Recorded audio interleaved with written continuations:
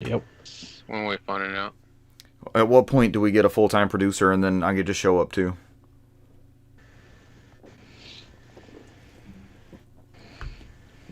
When do we get one of those? It's going to be a minute. Well, we can pay him. Brent's like, when I joined this thing, I thought we'd be there already. I thought we would have Brent's made making it. bank with his tag purchases on eBay. I know, he could finance the whole operation with that tax sale. I'll show him. I'll bid $100. All right, at least the go live notification's back. That wasn't last time we recorded, remember? Uh-huh. Everything's on the right. I know, he could finance the whole operation with that tax sale. Yeah, pulls up. I'll show him. I'll bid $100. Yeah, we're all audible too. It's the third catch, and I've got chat up. All right, we're good. We're goody. Let's go. We're not. No. If you got to put it out there, no, we actually aren't. we're gonna be able to record and stream everything. Good is in the eye of the beholder. That's contextual. Our goodness. Are we gonna wait on the Capcom thing since it was like an hour ago? I mean, we can bring it up. There wasn't really much shown. Ace Attorney That hasn't already been shown. Ace Attorney was the big bit, I guess. Everything else was just updates. Yeah, another Ace Attorney collection. Yeah. I mean, those were previously lost to the world, though, right? Mm-hmm. Those were gone. When 3DS died. Yep. So did the Attorneys of the Aces. I'm watching a very questionable photo on your Amaranth stream right here. Oh, really? Do I need to check it out? You would enjoy it. The timestamp is the same as the one I'm looking at. Very specific timestamp. Let's all abandon our stream and go look at her stream. Give her 3 more viewers like she needs it. Why not? Brant, are you not entertained? I'm something. I mean, I'm trying to find our stream. It's like, hey, wouldn't you prefer this stream to show me hers? I was like, can I just get to our stream? It just keeps trying to force you there. Hey, you've watched this before. No, you mean her? I'm like, no, I didn't mean her. I was like, no, I don't even have her as a follower or anything like that. Oh man. No, you definitely meant this. Money giveaway. Diablo drops after what? What are we dropping after we drop Diablos? If it's a Diablo drop, I'll watch her. Is she doing a Diablo drop? Were we looking at a leg propped up on the side? Is that what we were looking at? It says squats up in the corner? Yeah, okay. Squats. Jesus Christ. There's some thirsty people out there. I'm just one of 8,356 at this point. I'm tuning in her stream if they were doing Diablo drops. Yeah. That changes Get everything. down for some Diablo drops. Just let it roll. From free gear? Hell yeah. I'll watch anybody. Yeah, I was about to say, I know I've done that That's in true. the past. Just put something on the background just to get a drop. Wait, did I read that right? I guess you could tell her I said that. I don't give a fuck. Oh no, it's Diablo 4. I thought somebody else was playing something else. I don't know what's happening. I'm just getting weird music and fire in the background and just her not playing Diablo. Alright, you sure this is dropping this thing? It says Diablo drops after, and then it's like a fire emoji, so I don't know how long you have to wait past the... Oh, fuck that. Bait and switch. You just get to watch the leg propped up on the side. I mean, That's I your reward. do that myself. That's your reward, sir. It's not enough. My phone says we have 2, but OBS says we have 3. Oh, and here we go. Something Extra Life is doing Diablo 4 drops. So I'm going to switch to that stream. Extra Life is probably a little bit more wholesome, if I had to guess. I don't know. There are... Never mind. I'm not going to make the joke. I think you were both about to say something. They're getting dicey, They're Cesar? getting my business, is all I was going to say. They know their audience? Sure. No comment. Look, they're giving out an Azure Wand recolor and a Hellrune Tabernacle. I'm down. I'm watching the fuck out of this. You're down for the Tabernacle? I'm all about the Tabernacle. The one in Atlanta and the one here that I get. Is that the one we went to for that PlayStation show? Tabernacle's fucking awesome. I went there and saw Tenacious D. Is that the is it just like one stadium level above the main floor? Okay, yeah. That's where Cesar and I went for that PlayStation Indies show. Yeah. How long ago was that? I don't think I... that's when Adult Swim Games was making... I know. Making games, man. I bet Chris Johnston was there. The Chris Johnson? He was with EGM and then Adult Swim Games, and now he does the Player One podcast. Well, they've been doing that for like 15 years. I'm trying to find when we went, Cesar. I think it was awesome. All right. It was over there by the Ferris wheel area with the twin smoke smokers and Centennials near Centennial. They showed off Brawlhalla. We played a lot of Brawlhalla. It wasn't that bad. It was good. I haven't played it since. I got a free T-shirt. I wore that T-shirt in the Kroger, and somebody held me down. I was like, "Where'd you get that shirt?" It was a worker there. I was like, "What the fuck?" Indie Mega Show. I never thought anybody would like Brawlhalla is the thing. I gotta have that shirt. I'm like, I don't tell you, man. July 2017. I don't think I knew Brand at that point. Yep, Adult Swim and PlayStation. I knew Brand years before that. You did? I started 2016 at the current job, so.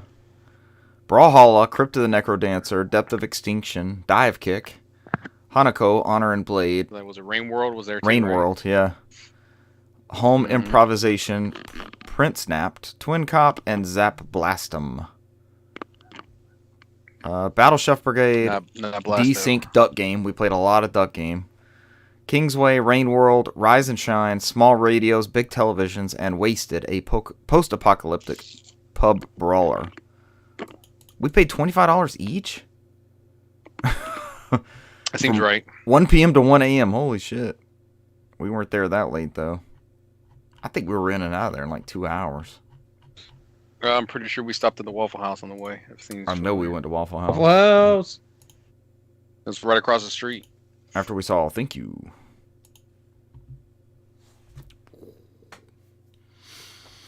Alright. We still remember how to do this? It's been 2 weeks. Mm-hmm. Brand's confident. Mm-hmm. Mm-hmm. Alright, we got 3 people. Put something in the chat. Welcome to the chat.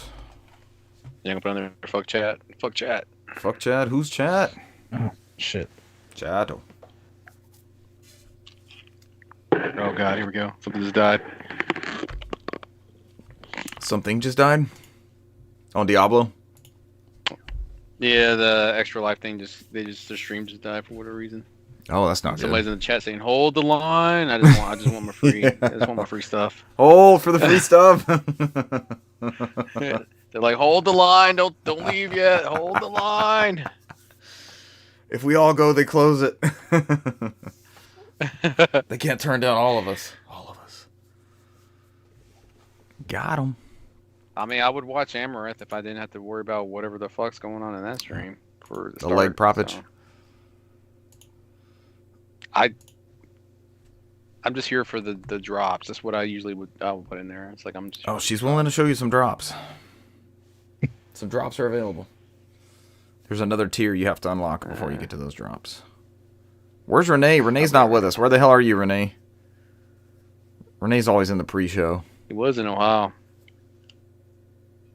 Me and Renee actually won a duo on Saturday. Did y'all? Duos is tough, man. I still stand by duos is tough as hell. Yeah, we did it. We did it, and then Russell joined us, and then we proceeded to lose in second and third for the rest of the night. Non-stop defeats. Yeah. All right, let's get this ball rolling. It's 8:20.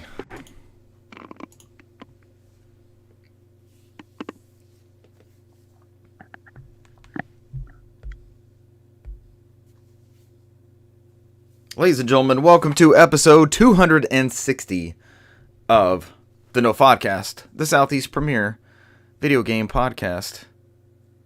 There's a no outside food or drink in there somewhere in there. We are no outside food or drink, the Southeast premier video game podcast. It's been 2 weeks. Give me a break. I don't know what's happening here.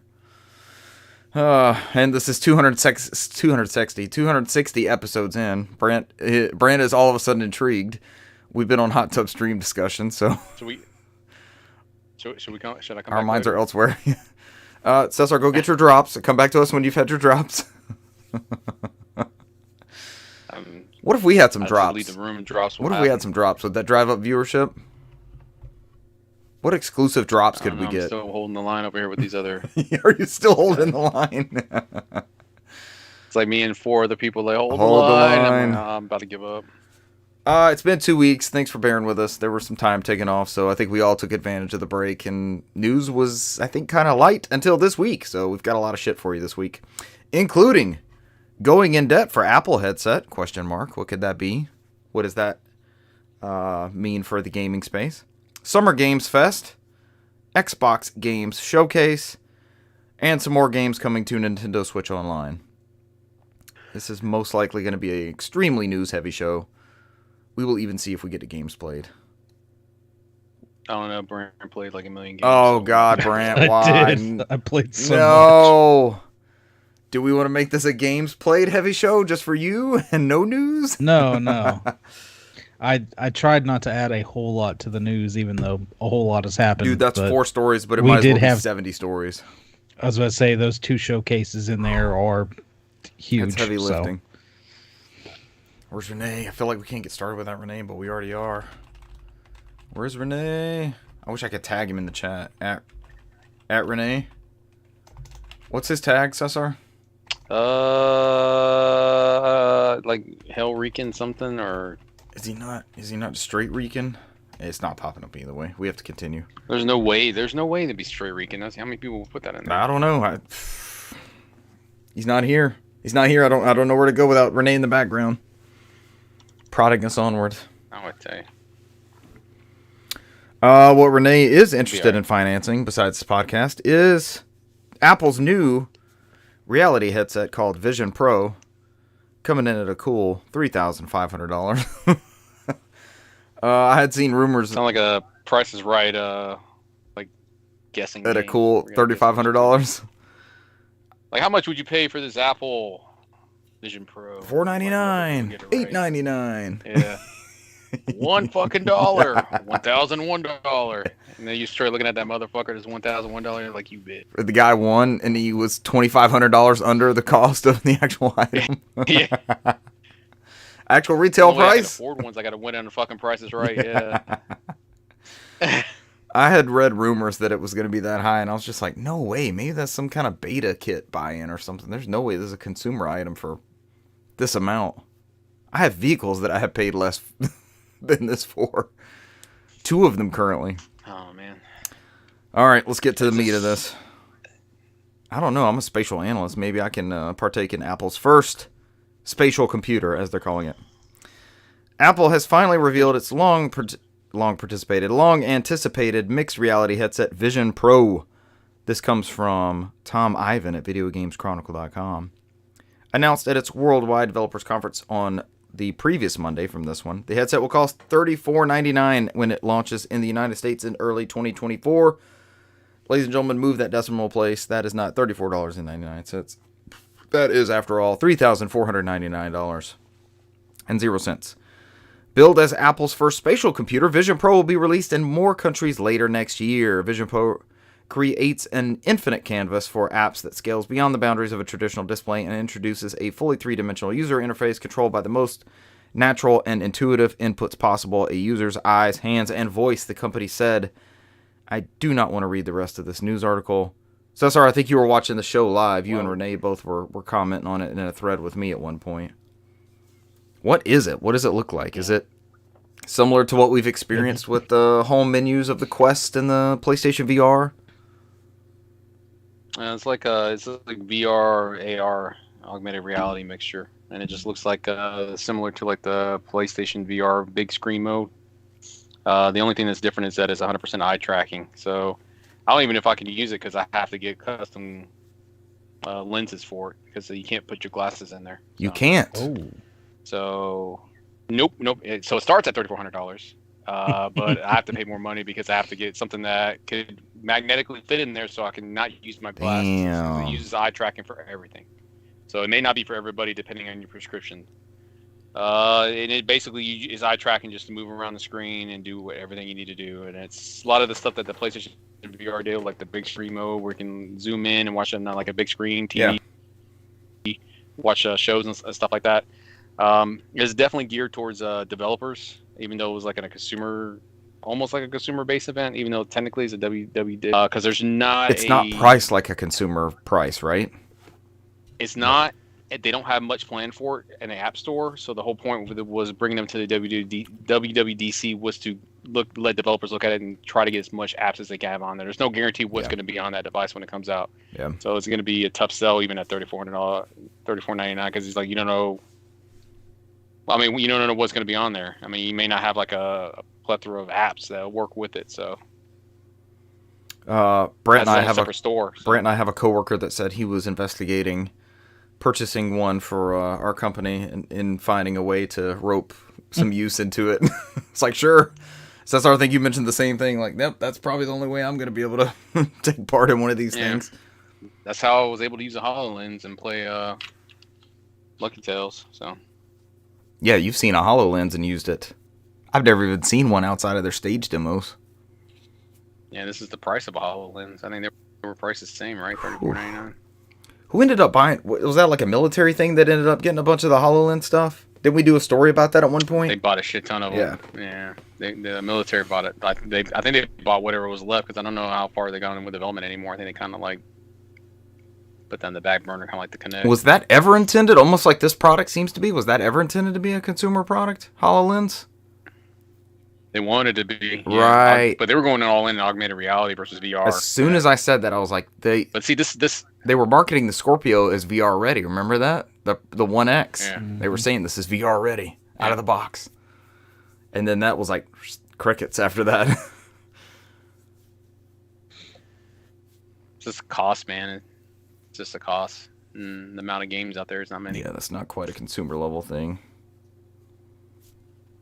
It'll be interesting. It's another person in the space. If nothing else, Apple drives that stuff forwards. And we've seen PSVR 2 has improved like out of headset viewing. The new Meta Quest 3 is going to have much improved out of headset viewing. I think that might have been the biggest news article from the week that we missed. But Meta announced a Quest 3 for $499, and the Quest 2 got a price drop to $299. And they're also releasing like a firmware update that unlocks like 25 to 30% of the GPU of the Quest 2. So it's like we're getting a Pro Quest all of a sudden for the one we already have. So I was like, hell yeah, that's not bad. I'll take that.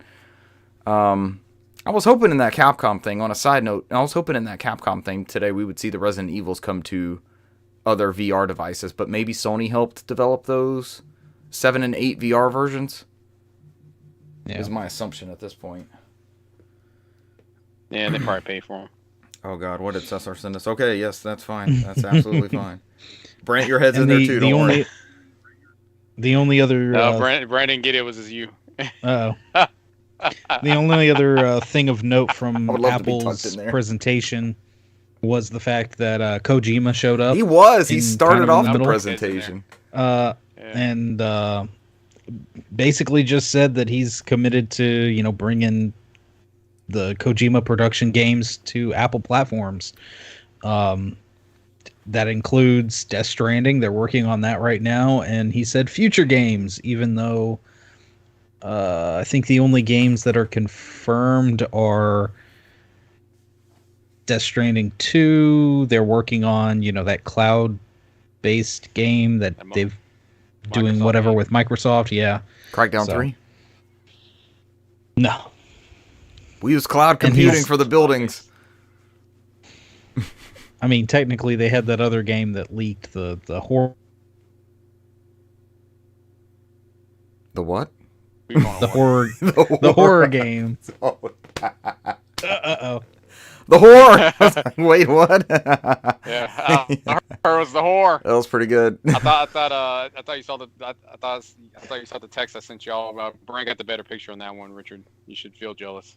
You got to send it to Brent if you didn't get the same picture. Yeah, I did send it to Brent. The whore. The thing you see it, Brent. Oh God, no, I haven't got anything yet. The thing with Kojima leading off the Mac thing and his games coming there, like it was a couple years ago they announced that Mac Metal, so it's like it's like an API integrated into their GPU stuff, which is always like they throw out these buzzwords and you never know what to make of them, but then years down the road they come into play because Macs aren't really known for gaming powerhouse. You know, nobody's running out there to buy a Mac to play games on specifically, right? Oh, there's better devices. We all did when it was an Apple II, man. The Apple II for gaming? I'm looking at one right now. Don't threaten me with a good time.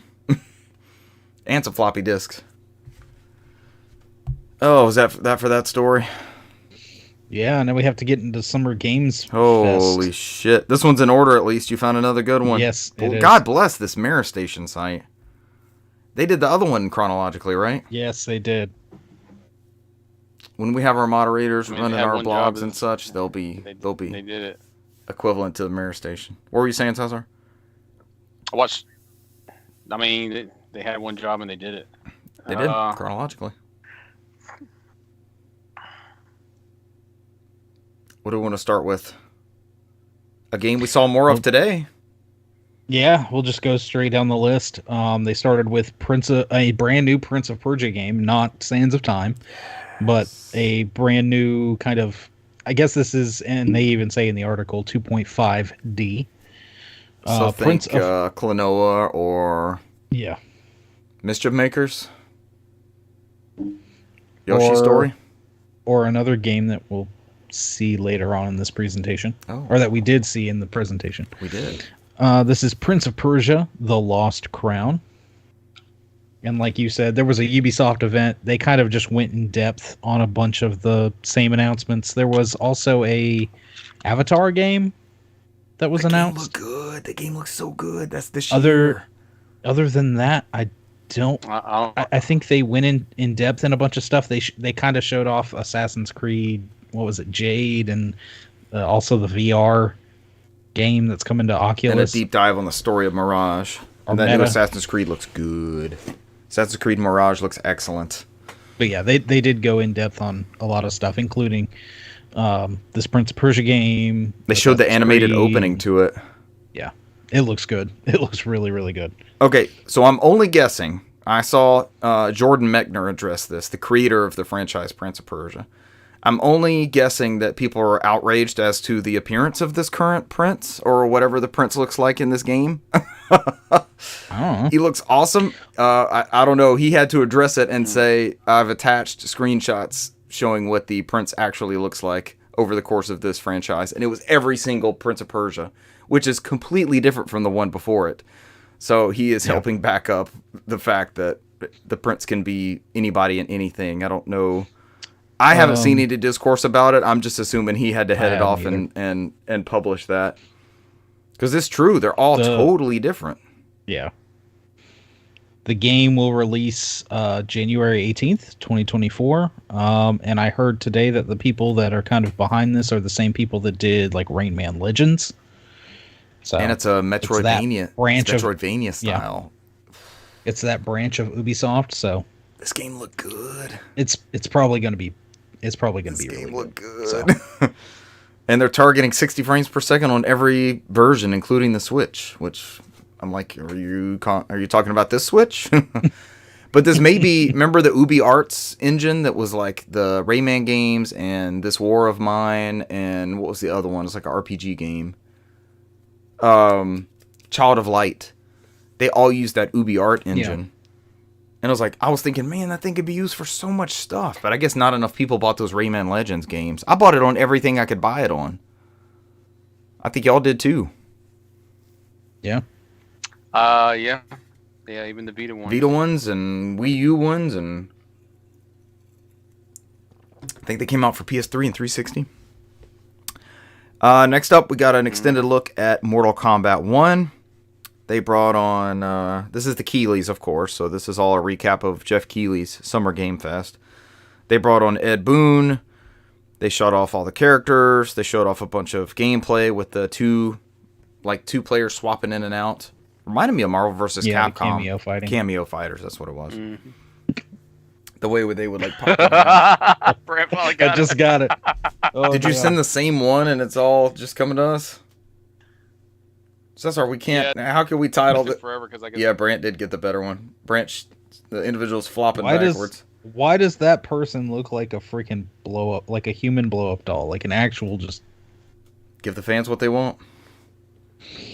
Okay. That's all I can say. That's all I can say. Mortal Kombat look good to everybody. Mortal Kombat, actually, yes, it looks pretty good. It does look solid. It looks pretty good.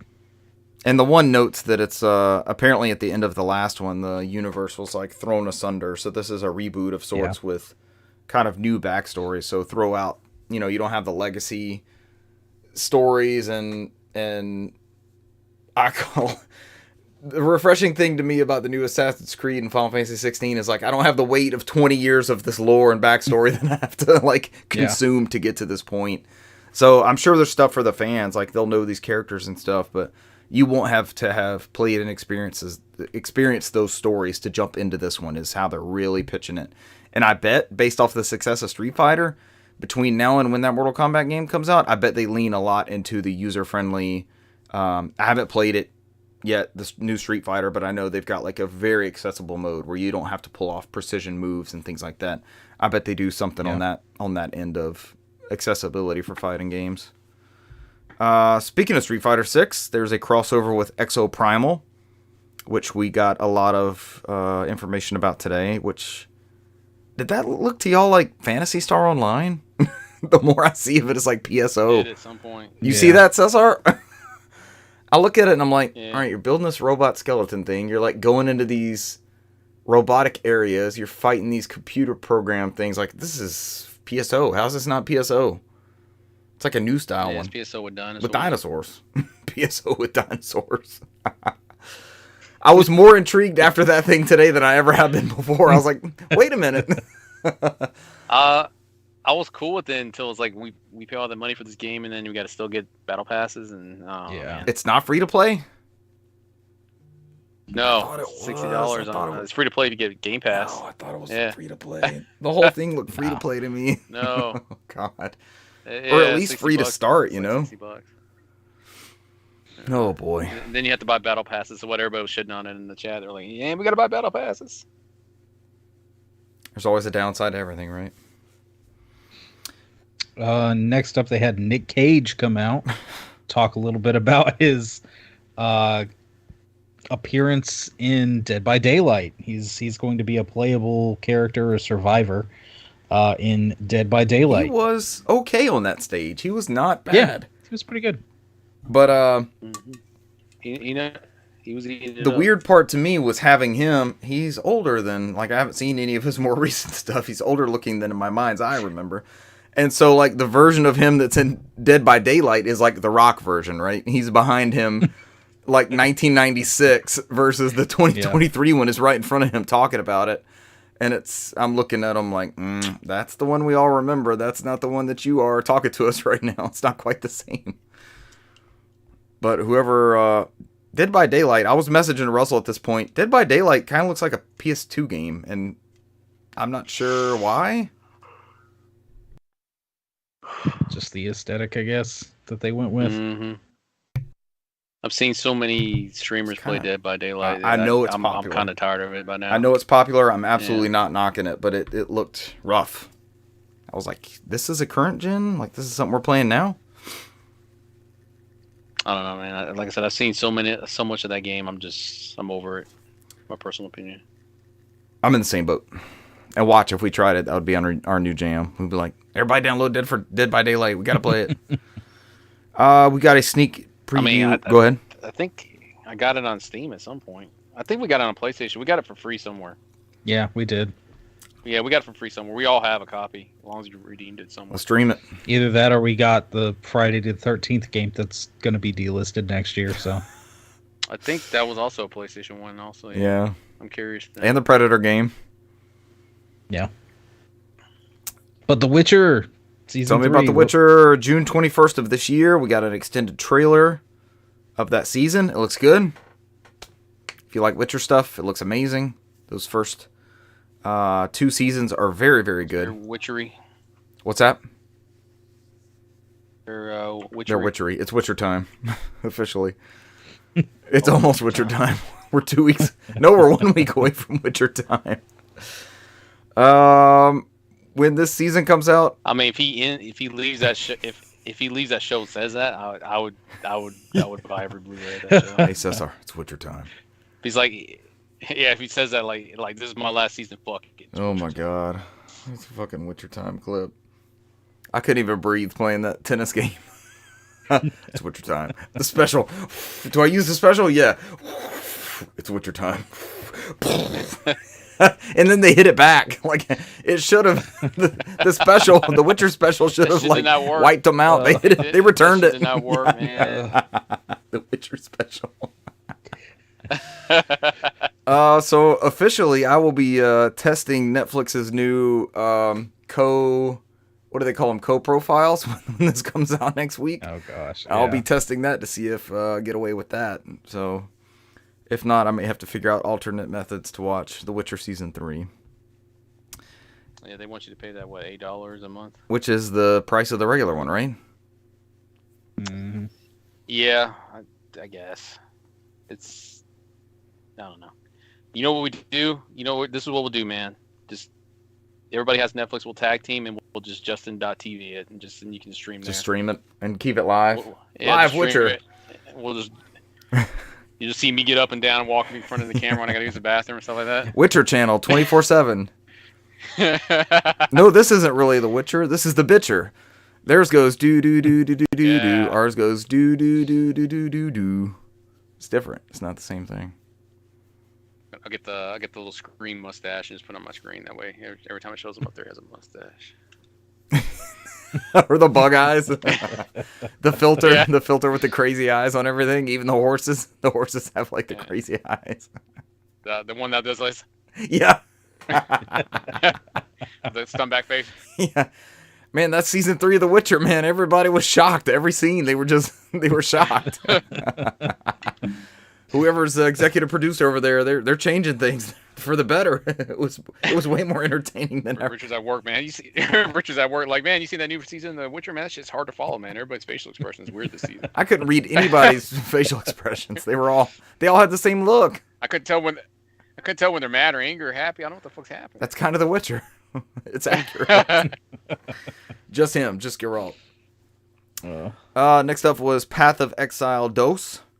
After years of development, we finally have some gameplay from Path of Exile 2, a dungeon crawler. This is a very Diablo-esque game, if I'm familiar with that franchise. Yes. More information will be released on July 28th. Next up was Witchfire, a dark and magical shooter, will be available in early access on September 30th. That one did not stand out to me. I think I zoned out in this period. Yeah. Next was Crossfire Sierra Squad. I'm reading these like a fever dream. I'm like, Witchfire, You read Crossfire. it to me like I'm back in social studies in 11th grade. I was like, I think I phased out in some of these things. I walked by, I was like, what test? Path of Fire, Witchfire, Crossfire, Remnant Fire, Sonic Fire. This is just who's doing this? Who's doing this? Yeah, who's doing this? Crossfire Sierra Squad. Okay, that was that same trailer we saw during the PlayStation thing, right? The shooter? Yeah. Okay. Still look good. Yeah, will come out August of this year. Then we had Remnant. Is it enough for you to go buy a PlayStation VR 2? There we go. But I like Cesar. Committing to my this. local Walmart has them in stock, and I will not. I cannot buy Every them. PSVR 2 game announced is me always asking Brand, is this enough for you to jump? You can ask both of us. Eventually, we're going to say yes. It will get to that point where we say yes. I don't think it's this week. I mean, out of the three of us, I'm more likely to dumbass to buy it close to day one. I have not done it yet, so. You are typically, I think we're all early adopters of a certain degree, but I would have thought you would have jumped by now for sure. Yes. Yeah, when I sold my MetaQuest 2, you thought I thought that was going to be it. Yes, I did. So. Are you closer now that they're at alternate retailers? Closer when Resident Evil comes out on there. I might be closer. Yeah. Then that'll be 3 Resident Evils on there, right? I'll be even closer if they sell it at Target and I can get 5% off on Red my card. red card. So basically tax free. There's multiple layers of things have to line the fuck up for me to get it at this point. Can you play 7 backwards? It's not backwards compatible through that one, right? You would have to play 7 on the old That's one. what kills it for me. God, every time I think about it, it's like, damn. Bring that library forward somehow. I just don't get that still. It's just it's the enhanced games with the Path of Victory, the $10 Path to Victory. Yeah. I secretly don't wish anything to fail, but I secretly wish it didn't sell enough. They're like, all right, fuck it, we'll bring the old stuff over now. We got to do something to boost sales.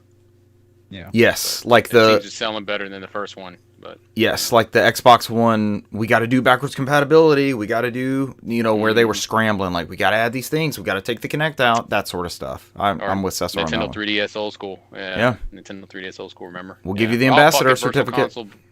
Yeah. Yep. There's Game Boy Advance games you'll never be able to play again for a long time. I have them on mine. I do too. Let's see. Next was Remnant 2. A third-person shooter inspired by the Souls-like genre, coming July 25th. I keep thinking of Revenant with Leo DiCaprio. That's what I think. Revenant 2. He fights another bear. He's just gonna be him throwing up in the woods again, just him throwing up constantly. That was pretty much all I remember from Revenant. So. A very surprise announcement. We're getting a brand new 2D, kind of like 2.5D Sonic game, Sonic Superstars. This look good. Oh god, this looks so actually good. Pretty good, classic Sonic. Did you see that Jason Schreier's hot take on that? He's like, and Sonic Superstars is Sonic, and they're like, what do you mean by that? It's Sonic. Yeah, he played it, right? He was at the Judges Week thing. Yeah, he's like, I'm not trying to piss people. Yeah, he's like, I'm not trying to piss people off. It's just if you love Sonic, you're gonna love it. It's Sonic. So when they they show a 2D Sonic like Genesis, right? Like 16-bit. They show him running, then he goes through like a save gate or something, and then it's all of a sudden it's this 3D rendered, like a very beautiful version of Green Hill Zone, and he goes backwards and then he goes forward again, and then we see more of the details and the characters and music and title and all that sort of stuff. To me, my hot take is, I thought it was Generations 2 at first. When I saw him running through the thing, I was like, oh, they're making a Sonic Generations 2. That's awesome. The first one is very highly regarded still. And then after I saw the multiplayer, like you can play as all the friends and you can all play at the same time. This to me is Sonic's answer to, 13 years later? To new Super Mario Wii, where you could play with multiple people going through the campaign. It's a focus on co-op. I'm sure this is a great single-player campaign, just like that one was. But the purpose is to accidentally jump on each other's heads and all the chaos that's going to ensue from picking Tails or picking Amy Rose or, whatever that's going to end up looking like when the actual game is out. But I'm very excited about this game. It looks good. Yeah. Its original Sonic designer is on this one, too, if I remember reading right. Not Yuji Naka. He's he's a little tied up at the moment, behind bars. What do you get? He got like 2 years in prison, right? I think it's 2 years in prison is what he got. Yeah. He's a little incarcerated, is what you could have said. Yeah. He's a little busy. He's indisposed. I'm excited. Hopefully, it's a lot of gameplay in there for $60, man. Yes, that is a $60 SKU. But if it's got multiple worlds and all sorts of stuff, and the polish is there, which it seems to be, they make it worth it, man. That's all that matters. I mean, this will be a fun one for all of us to get and stream for sure. Yeah, we'll be able to pick it up this fall, 2023. Oh God, Brant, can we pre-order now with $5 down, or the used games we don't use anymore? We can trade them in. Yeah, I think you can. Thanks, I saw the pre-orders already going live. Next up, they showed Honkai Star Rail coming to PlayStation. There we go. PlayStation 5. This looks like something I would enjoy. Is it free to start or free to play totally? It looks good. Yeah, I think start it's doing drops. Yeah. Yeah, it's like this is in the same company as like Genshin I know it's and like all that, Genshin, right, Cesar? Yeah. It's in the same universe. It's the multiverse. It's their same universe as Genshin. Yeah. Like a lot of these characters are also in Genshin. So. And has not been on PlayStation yet?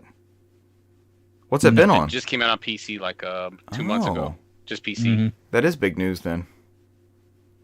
I mean, Genshin's like still slated to come out for Switch, and it's been like almost 3 years later. So I don't know, right? Coming to Switch soon, and at this point, it's just gonna be on the next Nintendo console. I think that's what they're just like. Oh fuck it, it's on the next. I mean, you console. can put it on your dang mobile phone. So I don't know what's taking so long for the Switch. Their mobile phone.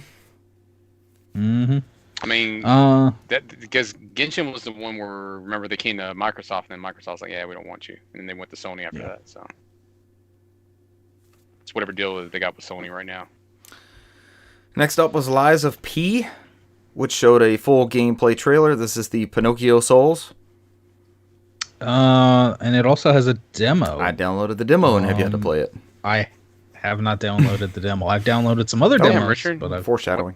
Richard, what the hell, man? I'm on it, man. I see something on my phone. I see the demo go up. I'm like, yes, I'm downloading this demo. I may or may not play this. You're like, fuck Dark Souls, but I'm all about that Life of P. I mean, the art style and the aesthetic and all that look really, really good. And I'm sure it will not be a game for me, but I will have played a demo of it and not spent $70 on it to decide that it's not for me. Or I can appreciate the art style and music and stuff, right? Yeah. Or just pay your $14.99 price and just get on Game Pass. It is a Game Pass title. I'm sure we'll talk about it coming up, but I'm still not convinced to reactivate Game Pass. I don't know if, Cesar, you're in that same boat. I just paid $53.99 for Starfield on PC. Okay. So I'll take that as a negative. That was, I'd rather pay my 3 months worth on a single digital copy on PC. So that runs slightly higher than 45 frames per second. So. That was disappointing news. Lies of P will come to Xbox, PlayStation, and PC September 19th. Next, we saw Sandland. This is one of my games of the show, I would have to say. Up there with Prince of Persia. I thought it was a new Blue Dragon. Who thought it was a new Blue Dragon? I was about to say, I was like, ooh, Blue Dragon? You didn't think so? Yeah. So that's was like the sand. What was that, Sand Shark or something that was the antagonist in that first one? But I read the Sandland manga in like 1995. I did not know it was based off something. Out like 84. Yeah. Yeah, it's based on Dragon Ball. Yeah. Is it good? Is it short? The manga's like I think it's a one shot. It was only like one volume. It was pretty good. Okay. They got a movie. The reason why this game's coming out is because the movie's coming out. I may have to pick up that manga and go through it so I have some backstory on this. Because the game looks incredible. It looked awesome. Yeah, it's the art and work by Akira Toriyama, the person behind Dragon Ball, Blue Dragon, and more works. Title will be released for PlayStation, Xbox, and PC consoles. No release date on that yet. I think that was the weird one because I think they listed it as Xbox and then it came out as only series. I think it's not on the OG Xbox. But it's on PS4 and PS5. It's that weird thing that Namco's doing right now. Which I don't know if that matters or not, but no. Next up, we had Throne of Liberty by NCSoft and Amazon Games. I like Throne or Liberty. That was a good one. Should go with that one. And it has already opened subscriptions for technical testing. Let's see. We've got Warhaven. It was like a character they ripped off of Elden Ring. Yeah, I was going to say, this looked very kind of Elden Ring-esque. And this will be released this fall. A kind of... They just showed a bunch of clips of like streamers kind of playing this game for 2 seconds. It's called Party Animals. It's kind of that same kind of like Gang Beasts kind of deal, where it's a bunch of weird floppy little characters, and this time they're animals. They're party animals. Yeah, they're party animals. And this will be released September 20th of this year. And then next we went into Alan Wake 2. We got a pretty in-depth look. We talked about how you can switch back and forth between Alan Wake and this brand new character named Saga, who's the FBI agent. It sounds like there's going to be I guess, kind of a recap or something at the beginning of the game, because they said new players can jump in without ever have played the first Alan Wake. I still need to power through that be able to, be able to enjoy the story and everything. So, and this, I mean, it's freaking Alan Wake. It's supernatural. It's horror. It actually looked pretty dang good. Last we heard, it was, I know Cesar's digital only. Has there been any updates on that? No, there's been some people. I know I forget who it was that tweeted at them, that said, "Hey, we know because of cost or whatever the case may be, that maybe you're not able to do a physical, but that doesn't mean that people may not be interested in it. Hey, let us know. We've handled physical for this company and this company, kind of thing." I forget which games they mentioned, but they had done obviously some physical. Another good thing on that side note, because I think Cesar's looking it up. The Ubisoft conference today, there was a lot of concern about which of those games are going to be digital or physical, and it seems like almost all of them are going to have physical copies, including the Prince of Persia game that we talked about. Yes. So you can pre-order that. I'm considering it to throw my money behind Prince of Persia. Vote with your wallet, as Cesar says. I think the only digital apocalypse games we got right now is that Alan Wake 2 and then that Yakuza Gaiden. That's it.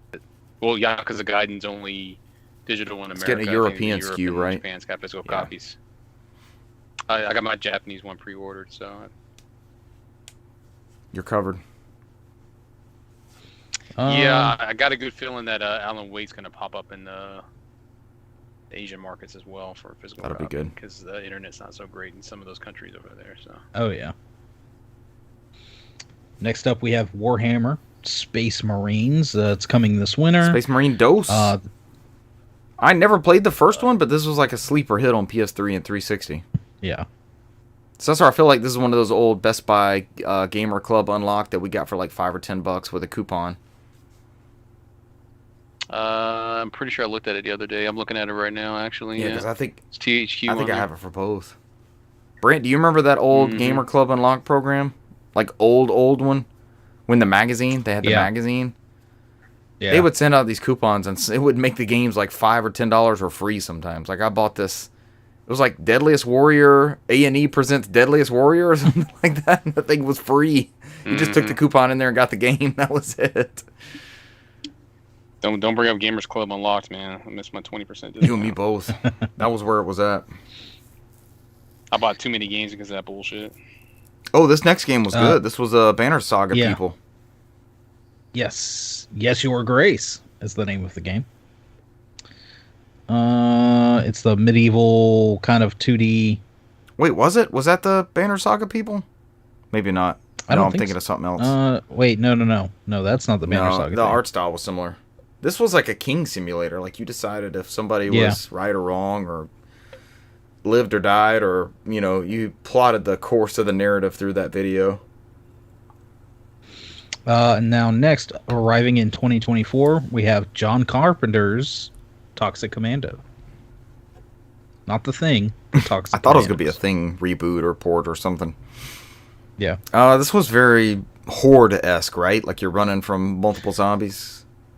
Yeah. Kind of like your game of all time, Days Gone. Days Gone. Next up, Baldur's Gate 3. Early access will be released on August 31st. It's finally coming out of early access. I feel like that was like 2 years ago. The game came out a long time ago, right? Wow. It's okay. So adding to it, yeah. Vinny was playing it, and he was with. Officially, 1.0 is coming out. Vinny was playing it, and he was with Giant Bomb. So that's my reference of how long ago has this thing been released or not released. Next, we had some more information about Marvel Spider-Man 2, including the cover art and the release date. October 20th of this year, which I think most people put it in October. So I have a bunch of Spider-Man to play this year to catch up. Spider-Man. Add it to the list. I don't know, man. It's the year of Spider-Man, man. Spider-Verse movie was good, too. Was it? You enjoyed? It was really good. Did it hold up? Yeah. It was as good as the first one? I know you're a big fan of the first one. Except for that damn to be continued at To be continued. Brent saw it too. It's just a damn cock tease the whole time. It was like because it was 2.5 hours. It was like 2.5 hours, and it's 2.5 hours, and it almost ended. And then it ends on a cliffhanger. Like, when's this gonna end? I knew it was gonna be a part 2, and it's like I just kept waiting. It's like, is it in here? Is it in here? Is it in here? It's like another 20 minutes until it finally ended. It's the Halo 2 of Spider-Verses. But that shit's not coming out next year, man. It's like I think Haley, she said she hasn't recorded any. She said she hasn't recorded any lines for that. I heard the third movie yet. Damn. They're talking about March 2024. That's supposed to be the release date. That whole animated scene where all the spider people are chasing Miles Morales, it took them 4 years to animate that. Yeah, 4 years. 4 years to animate one scene? Did it look like it? Was it that crazy? Yeah. It was crazy. I bet it was amazing. Yeah. On the other end, there was somebody, a YouTuber, who recreated a Spider-Verse, or not a Spider-Verse, but it was. He recreated a Spider-Verse trailer with Legos, and they were so impressed that they brought him on to do a portion of the movie. Excellent. With it being the multiverse, kind of thing. There's a Spider-Man Lego multiverse kind of thing in there. It's pretty cool. And I think what the crazy thing was, he was 13, 14. Yeah, he's like a 14-year-old kid. 13 years old. Yeah. That's the best thing. There's a lot of bad about today's always online and video sharing and instant accessibility and all that kind of stuff. There's some good stories hidden in there like that, where people's talents are discovered where they might not have been beforehand, and they're able to be part of something huge. They'll never forget that child, 14, will never forget that. That's so cool. Yeah. And it's not officially announced, it's not officially a thing, but there's a Final Fantasy IX project where they did basically the whole intro to Final Fantasy IX with Vivi and Puck, the rat kid, like all through Alexandria, like trying to get to the show, and Can I Be Your Canary and all that stuff. And it's just done in Unreal Engine 5, and it looks fantastic. There's rumors. Have you seen that, Brant? You haven't seen it yet? I haven't seen it. It's like a 45-minute thing. It's like 20 minutes, right? It's 45. Yeah, it's crazy, yeah. It's fully voiced. It's just it's amazing. It's the whole intro to that game, and it's just so well done. Like, I didn't mind watching it. If that was a movie, I would just watch that movie of what's happening. Yeah. But they can't say, it's not a playable teaser, it's not any sort of thing, and they're all over saying that. Like, the full disclaimer, we don't own this copyright. This is just a fan-created thing. Yeah. You can't download this, you can't play it, you just have to watch this. Yeah, that sort of thing. All right, we'll try to get back onto this Summer Games Fest. Are we going to? We got more Spider-Man. Spider-Man. We got Pal World, a Pokemon-like RPG. This one does go into early access January of 2024. Lord of the Rings Return to Moria. So, Brant, I've got access to Steam Deck and PS5. Should I play Spider-Man on portably, or do you think I should do PS5? Either. Either. They both run good. Spider-Man. I just had to wait to bring it up. I had to wait till it's two stories deep. I'm hoping. Do they bring back the spiders in this Return to Moria? I'll play that version. There has to be. If it's a Lord of the Rings game, there has to be spiders, right? And men. Yep. Spider-Man.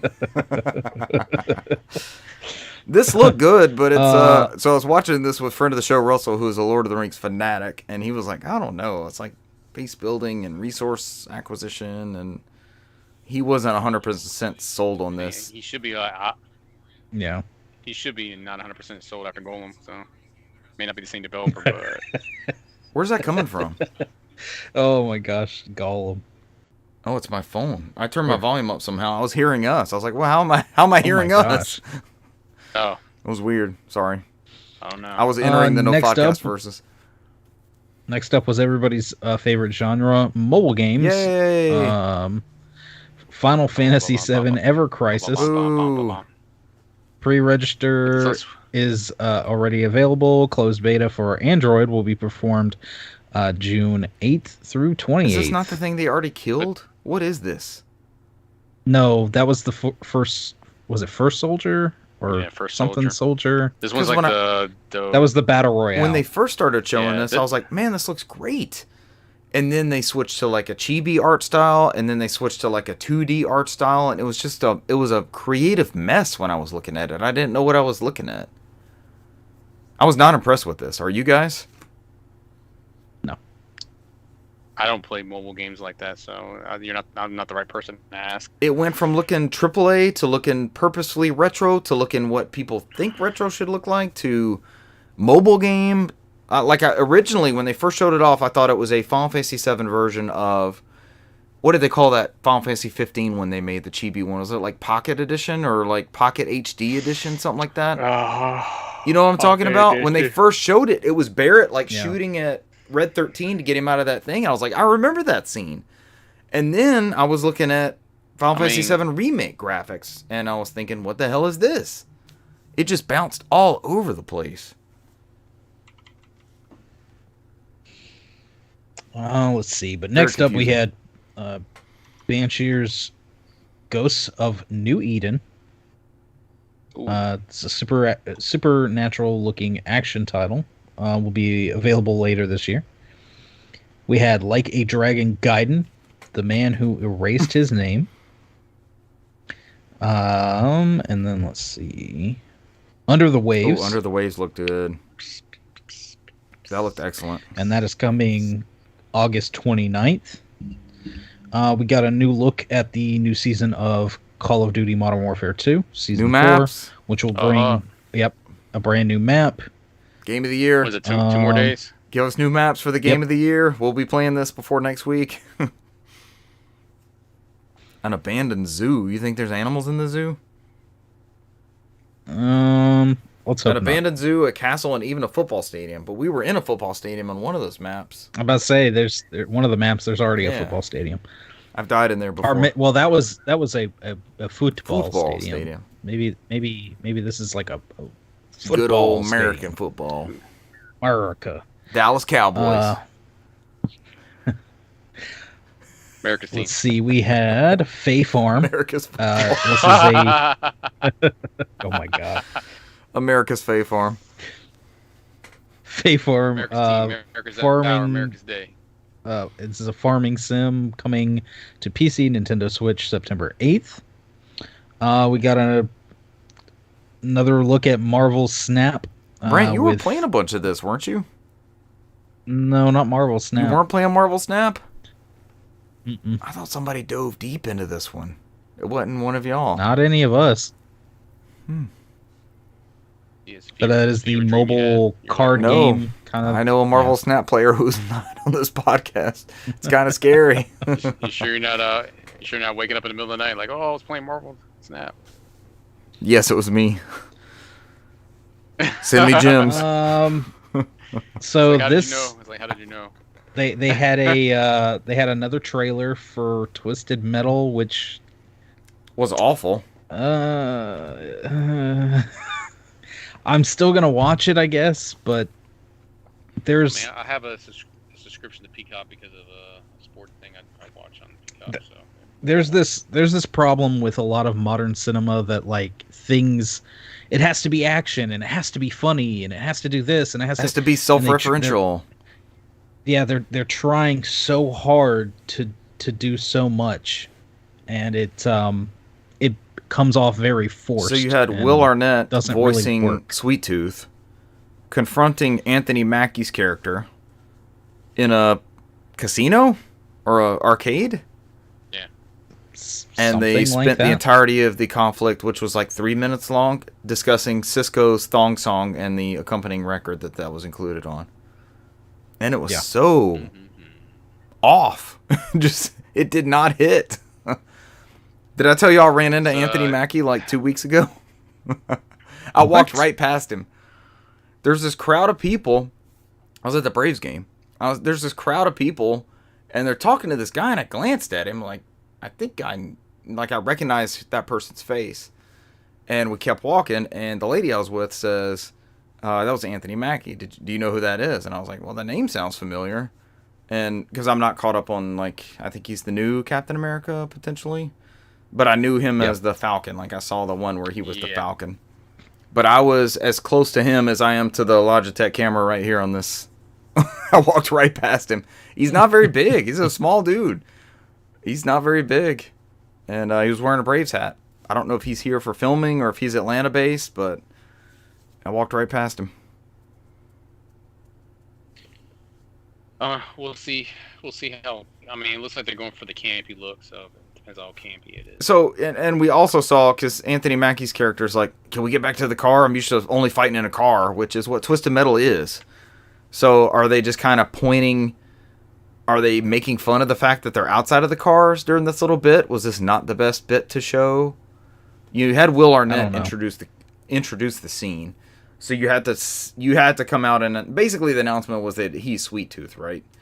And we shouldn't take a whole series for this 3-minute quick look, but I don't know if I would have picked this particular clip for it to be, or made it half the length that it was, maybe. Or you're thinking, are they talking about Cisco's thong song, and not in your face, rubbing it in your face like this is the thong song? Remember that? It was Enter the Dragon, I think was the name of it. He's got silver hair. It was Cisco. Let's do the lines of the song. It was in the context of a 10-hour season, let's say, 10 episodes, that 3-minute exchange is probably a relief or funny, or finally they're talking to each other, or there's a rivalry, there's some sort of context behind it. But as a bit in this show, I don't think it hit very well. Brent shaking his head too. No, and we're all Twisted Metal fans. And I'm a huge Twisted Metal fan. Cesar has the t-shirt. I do. I do. Can't confirm. Oh, what was next, Brent? Lice Funga? Lice Funga? Right, but can we at least appreciate that freaking Sony listened to us and got rid of that fucking Gamer to Racer thing on that Gran Turismo thing? It's no longer in their advertisements anymore. What's that? The Gamer what? Like, remember when they were advertising Gran Turismo? There was like Gamer to Racer. Oh yeah, like their whole thing, Gamer to Racer, and I was like, this is the dumbest slogan ever. And they finally took it off. It's not it's not in the campaign anymore. It's like they actually listen to people like, this shit is stupid. Please get rid of it. See, I should get a movie because my career path is actually Racer to Gamer. So I don't even know. I could be a show myself. All right, let's see. Lice Funga, the Time Shift Warrior. I don't know. I don't remember this one. Shit. It's an isometric hack and slash. Coming. I think I fever dreamed some of these. 2023. It doesn't have 0% of the show. All right, this art style looks like a Hades type thing, maybe. Yeah. Maybe like a little Hyperlight Drifter mixed in there. You create doubles of your character. I guess that's the main mechanic that they mention. Next up, we had another look at Immortals of Avium, followed by Fortnite Season 3 featuring Optimus Prime. And then we finally got to the end of the show where we closed this Fortnite out. season? Yeah, this particular chapter. Because y'all want 3. Optimus Prime? Sure. I have such deep Transformers reverence. I just remember playing Fortnite with you and your previous co-worker. Is that when we won? That was it. That's when I won. Yeah, I just remember I woke up at I took a long nap. I woke up at 11 p.m. and Richard's texting me, let's play Fortnite, man. I'm sitting there like, and I just powered it up. I powered it up and we jumped on Fortnite. I even downloaded that big Unreal Engine 5 update they did, and I have never played it since then. Yeah, same. But we ended the show. Time would be Fortnite. We ended the show on a highlight. Final Fantasy VII Rebirth, confirmed for next year on PS5 on 2 discs. They made sure to specify 2 discs. That's so awesome. This game is so large, it takes up 2 Ultra HD Blu-rays. This looks good. I'm ready for this. Or is that an install disc and a play disc, you think? Probably. I'm assuming it's going to be close to what they're doing with 16, where the whole game's on both discs. So 16 is 2 discs? So it's all... I believe they said they're going to ship it all as one game, and I'm pretty sure it's probably going to have to be multiple discs. So I saw that's coming out next Thursday. My plan is to pre-order at a local retailer that you may or may not enjoy, Brant, and pick that up next week after it comes out. What does Brant not enjoy? And also, Ultra Blu-rays are 100 gigs, so that's 200 gig game. More gigs, more fun. Yeah. Less hard drive space. That's all I know. Yeah, right. You have to install every single one of those gigs on your hard drive. You know how this works. The cool thing about 16 is they said there's no day one patch. That's awesome. Yeah. I'm excited about that. All I know is that demo I played today. It was you're in. I don't know, about 2 hours long or maybe a little bit more than 2 hours, and it was 18 gigs by itself. I think. God. Yeah, it's a beefy thing, and as soon as I hadn't had it pre-ordered, I pre-ordered it immediately afterward. I'm proud of you, Brandon. It's out there for people like that, but I'm not playing that demo. I'm going full in on retail release and not stopping. But it's a prologue. It's not going to be in the game, right? That was my understanding. No, it's the first game. It's the first bit. Mm-hmm. Oh, okay. It's the first little bit. I'm not gonna. But trust me, I'm not going out like a bitch, man. I'm not going. Later. So sorry you froze. I'm not going 2 hours in and like wait a week. Yeah. I may give it a shot just to see what it's like. It's out there. I want people to. I want them to have record of me playing the demo. We'll release more demos. People are playing them. Oh no, I downloaded it. Yeah. Brant, is SSR frozen for you? No. Okay. All right. Perfect. It's just me. Next He's up, just happily sitting there. Yep. Xbox Showcase or whatever they call it. Xbox Direct. Showcase. This one should be shorter, right? It was less actual things. Maybe not. Kind of. Some news. I mean, there's news in there, but is this one in order? No. Yeah, you got to go down. Just keep going down. Okay. Down. But no, down. it's not in. It's not in order, and this is directly from Xbox's thing. So down. Where do we have to go to? Because they started with 3 games that one of them we had never heard of. No, 2 of them we had never heard of. And then Moss from IT Crowd made an appearance. I was like, hell yeah. Mm-hmm. Yeah, this is. If you just go down to upcoming, I think this is the whole list. Unfortunately, I should have. Where's our site? Where's that last site? This is directly from Xbox. I see upcoming, but Avowed wasn't first. I know Avowed wasn't first, so this isn't. It's not in order. The easiest one to find. Our newsmaster flaked out on us. He got us the easy story. Boo, Microsoft. Do your boo. good. Oh, I was gonna boo Brant. Brant, do your reresearch. But we'll pin it on Microsoft. Brant did all the work. I can't boo Brant. I don't know how news. Brant did the work. I don't know how news.xbox doesn't actually fix your news. Put their own shit. Donate your news, Xbox. So yeah, we got to look at Avowed. This is Obsidian Entertainment. This looked very.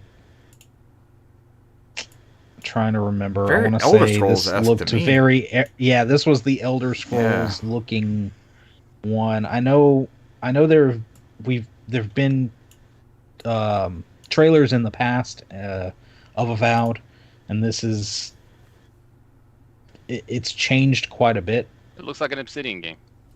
But it does. Yeah, it looks like an Obsidian game. Yeah. It looks exactly like an Obsidian game. It looks like Elder Scrolls to me for the most part. It did look like an Elder Scrolls game. I told Russell, I was like, these are the KOTOR 2 people. That's the kind of story you're going to get here. This whole show, man, Microsoft's hitting this niche where they're getting a lot of these types of RPGs, and I'm not hating it. So I'm okay with it. So as long as they're different enough and they're interesting. So. But a lot of them are Western RPGs or CRPGs, you know? They've kind of left the JRPGs alone to a certain extent. Yeah. You know how like everybody bitches about Sony doing the same fucking third-person gameplay of all theirs. So. Yeah. The next one on the blog is the sequel to Clockwork Knight 1 and 2 for Sega Saturn. We have In Exile's Clockwork Revolution coming to Game Pass. This looked exactly like Bioshock Infinite. That's what I was thinking the whole time. Yeah. I was like, holy shit. Like the whole time. Like, how did they get away with this? But that... The weird time manipulation, the steampunk, the city in the clouds, it's George Washington, but it's a bot going past you. Yeah. It might have a turret in its mouth. Did you see that shit where when they whoever uploaded from Xbox uploaded on YouTube, it was doing like similar games? It was showing Bioshock Infinite. Are you serious? Yeah. It's like you have to choose those. You have to. It's like somebody's like you have to choose those options, but it's like how the hell did they end up in there? With that is not surprising in the least. Yeah. Oh. Yeah, the freaking airships and stuff in the sky, and I was waiting for the rail thing. I was waiting for the whole clink onto the rail thing and start flying through the air. A big thing with this show is a lot of stuff was coming 2024. I mean, there are some stuff that's lined up for this year, like toward the end of this year, and holiday season. But we did see this was some the stuff, only, and we saw two games from studios that they acquired so long ago, and it's like, what the hell are they doing? So I'll say my hot take is I'm not buying Game Pass right now again. I'm not reactivating it, but I saw a lot of the roadmap. And I saw variety, which we were talking about on the PlayStation show.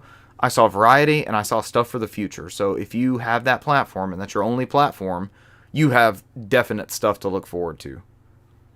Yeah, because we had console RPGs, we had third-person games. The one from Compulsion, what was it? The South Side of Midnight. That looked incredible. That was probably my biggest surprise. That game looks so freaking good. You still got the hold down on some of the best car racing there is, Forza. Yep. You got the flight simulator. You got another expansion. 2024. Holy shit, with a whole bunch of shit you can do in there that's different. Brand new stuff to Flight Simulator, which was already a massive game. Yeah. With 33 Immortals for roguelike, you had City Skylines, which is like if you're SimCity is your jam, there it goes. Whole new store expansion for Sea of Thieves. Dungeons of Hinterberg looks really good. Yes. And that was that one with the lady riding around with the red hair and the carts that's going at what was like different dimensions or something like that in that town or something like that. Lots of female protagonists. The first 3 games they let off with were female protagonists.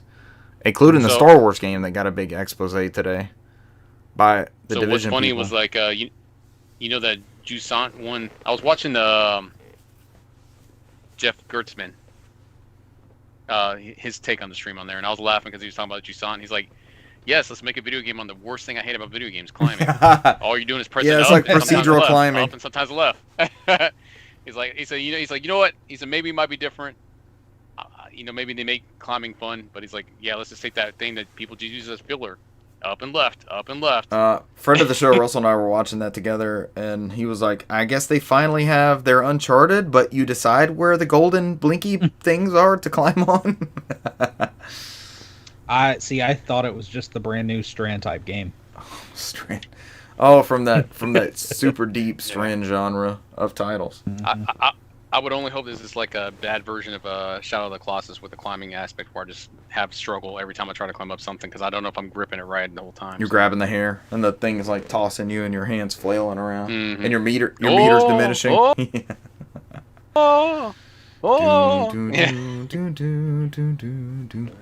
right, we got way out of whack on that. We talked about a lot of shit. Yeah. But what I was trying to say was like Clockwork Revolution was the only one in the show that didn't have a definite release date. They just said coming soon. And you know what? The cool thing is they did a lot of these in-game engines. So I mean, Clockwork didn't look great frame rate wise. There was like those very buggy. But then again, this game is still in development. I appreciate them kind of just showing like, hey, this is what it is going to look like versus just a fucking bullshit CG trailer. Because that's what happened with Avowed. Because Avowed, remember when they came out, they showed that CG trailer. And then we're seeing what we're seeing now. Is like, man, this looks nothing like that CG trailer. You know what I mean? I'm fine with it. Avowed looks good. Avowed before like it like blended in with like Ghostwire Tokyo and those first person magic. Yeah. It's like, how is this really separating itself?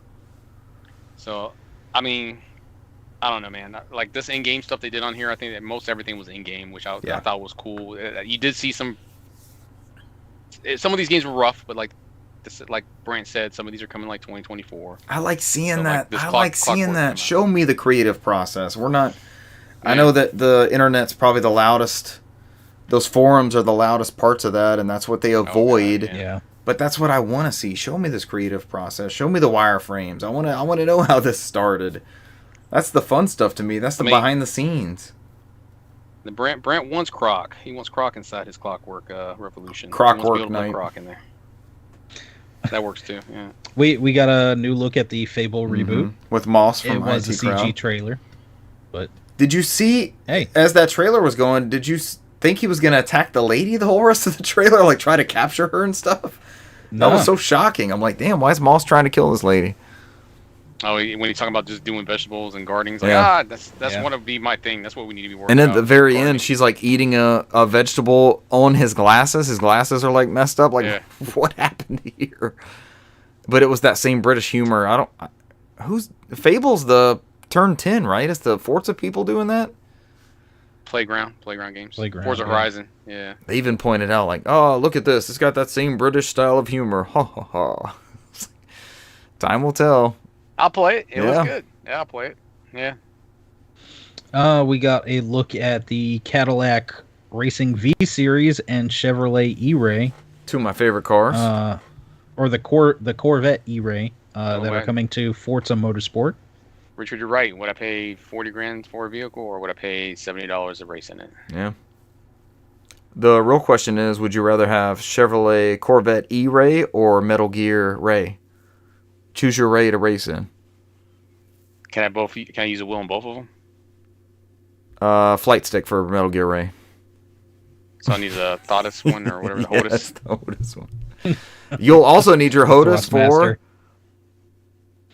Flight Simulator 2024. Yeah. Along with Doom. Or Doom.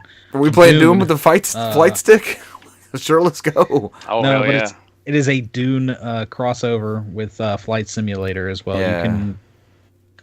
What are they? Ornithopters or something like that? The things that look like dragonflies? I don't know, man. I've tried to read that book so many times, and then I just can't get past like page 1. I haven't seen that movie, but I instantly... The movie's really fucking good. I instantly recognize the movie's pretty good. The movie's good. Yeah. Watch the movie, don't read the book. The book's... I don't know, man. Sounds like the book is a slog. Somebody's gonna fight me in the road, like, fuck you, book's best, and start swinging on me. Dune for life. The one person who watches our show, he's just waiting outside. Don't fuck this dude up. There's only 2 people right now, and I'm one of them, so you're probably safe. Probably another Cesar. Cesar Awards. We had another look at Hellblade 2: Senua's Saga. It was a in-engine trailer, with the mocap lady out there again. That was at the Game Awards. Yeah. Mm-hmm. Which I know we've seen some stuff. This was shown during the announcement, or the same time the announcement was for the Xbox Series consoles. So as a tech demo, at this point, this is what it can do. At this point I really thought that we'd be seeing some actual gameplay more than just like in-engine cutscene. Right. Which, I mean, it looked great, but it looks like Hellblade 2. It looks like Hellblade. Does anybody need any more on that? Like, they know going into that what that's going to be? Yeah. I mean, the first one played really well, but I'm interested in how they expand upon it. So that's the only thing I'm worried about. I just don't want it to be like, oh, here's more of the story that was ambiguously ended in the first one that should have just ended here, but somehow we're just going to make a second one. So it was successful. Let's find a way to make a sequel out of it. Here's the game y'all were talking about earlier, South of Midnight. Incredible. God, this looks so good. It looks really, really good. Yeah. The contrast people, man, they know what they're doing, man. Style, those are compulsion games. The scale of the main character, she's getting the quest from the guy with the guitar who's like a ghost in of it. Like, think Pirates of the Caribbean when they don't have the coin and they go into the moonlight. That's kind of how he was playing guitar and stuff. And that looks so good. Instantly, when I saw the skeleton, I thought of Mr. Skeleton on the Sega Saturn. I was like, yeah, Sega Saturn. Oh, it's another Sega Saturn reference. Yeah. I'm gonna skip that because that's all Starfield. Starfield got an extended look. Yeah. Towerborn announced. This is the one that looked like this is from the Banner Saga people. We finally came full circle. I think this was the one that was used to be Project Belfry, I want to say. I think you're right. It's more steampunkish looking, like you have guns and weapons and you explore the world, and they broke free of that medieval Banner Saga universe. It's got a variety of characters and universes. It looks really good. 33 Immortals is the co-op action game, kind of in that Hades vein. But look like Hyper Light Drifter. You co-op with 32 other players, so good luck playing that by yourself. I was about to say, that's crazy. That's going to be another mag eventually. Oh god, that's what I was telling Russell. I was like, it's another. Go online, nobody's going to be there. I there. said it's a hack and slash 2D mag. Cities Skylines 2 coming in October 24th. Here's the Dungeons of Hinterberg that Cesar was talking about. This looks fantastic. Dungeons of Hinterberg. Mm-hmm. Great art style. It was framey too, but it's coming out next year. Beautiful cell shading. Mm-hmm. Yep. There's our climbing simulator, Jusant. We can also suffer on PS5. I think that one's also coming to PlayStation. When they first showed that one, I thought it was like a Rime sequel. Y'all remember Rime? It looked kind of like Wind Waker or Ico or something like that. Kind of like a cross between some of those. And then they did the climbing thing, and I was like, I don't know about that. That was so. Yeah, you sound like Jeff Gerstmann. He's like, I don't know, man. It's like the worst thing I hate about video games, climbing. We're just going to make a game about that. I mean, Uncharted makes it interesting because you never know where it's going to lead to, right? You may see the path that you're going to jump along, but then all of a sudden it falls out underneath him, and then you're shooting, and you're in a Jeep, and you never know where Uncharted's going to take you, or it's a rest in between two of those set pieces. So I don't know how a whole game built off of the climbing notches in an Uncharted game Imagine Breath of the Wild climbing, where you're just sitting there all day. Like that stamina meter. Up. Sliding down. Because it's raining. Was this a new game? Is this a new Like a Dragon? Is this separate from what we already saw? There's two more Like a Dragon games. Like a Dragon Infinite Wealth. So I think, to answer your question, Richard, Kiru, he shows up in Like a Dragon with like this platinum hair, and he doesn't do any backstory about how he went this route. Okay. So that Gaiden is like his story before, like how he got to Like a Dragon. So, okay. Like what happened to his character before, because the Like a Dragon Gaiden is old school Yakuza. It's that old school hack and slash, beat 'em up style. Run around the city. Yeah, this one is the old turn-based one. That's like Dragon Quest and RPGs. Or what was that? Yakuza that they came out with, where you could dial on the phone and summon a lobster and stuff. That's the same game. Okay. Yeah. That's the same one. It's funny because like he makes many references in that game to Dragon Quest. It's like he won't shut the fuck up on Dragon Quest, and it's like it plays like a Dragon Quest. It's very of the period. Yeah. I mean, we're 30 years out from those games. There's going to be like references to that sort of media. It's just, it has to be.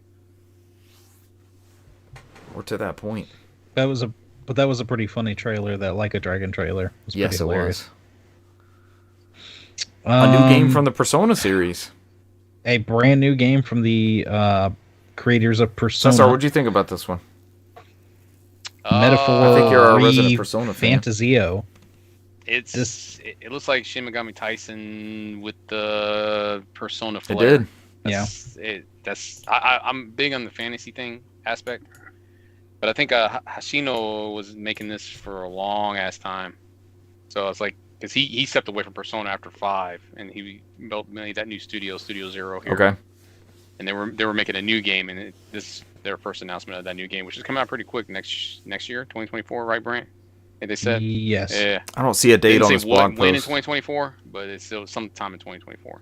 What a perfect time to have split off from that studio, and then they keep continuing having success and doing their own thing, and now you have a brand new property that you're bringing to the table, right? That's like ideal. Yeah. Well, because they're still somebody's making Persona 6, because they're not going to make Persona. Right.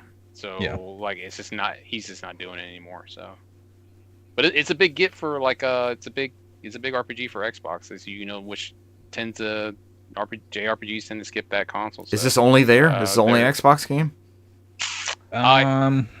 They haven't said yet. It's that weird 24, 48 hour embargo that they have. It says Xbox Series, Windows PC, Cloud.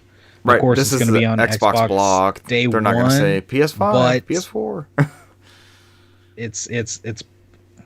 It might be coming to Sony stuff. Probably coming to Sony stuff. Probably is, because I'm pretty sure they would have made a big deal about it being only on Xbox. So, but that's just my take on it.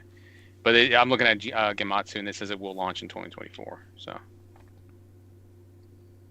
if true. Then we had the other Konami game, Kunitsugami, Path of the Goddess, which is I don't know. It's a very unique game. Incredible. All these people had like weird masks and stuff on their face, and man, I was almost excited. I was like, "Fucking Onimusha!" I thought it was an Onimusha too. I was like, "No." Yeah, it did kind of look. I was talking to Russell. I was like, "This is definitely a new Onimusha. It's like a reboot, and it's this, but I could see it in the DNA here." It was too colorful, man. Yep. It's too colorful. Yep. And then we saw more of this at the Capcom show today, right? They led with this. Yeah, there's more of that. Payday 3 got announced. It did. I played Payday 2 like a couple times on multiplayer. I don't think I ever played with you, Richard. I think I played with a couple of people at work, and it wasn't that bad. I feel like we have it on everything at this point, as long as it's been out. Payday always looks like a good time. It's something I've never played. Oh, Brant, we gotta not fix that. Let's all play it. So that's right. You like heist stuff. So this one looks like I'll boot it up on the deck. This one looks like they really leaned into like Rainbow Six Siege. There was so much cops and robbers type stuff back and forth.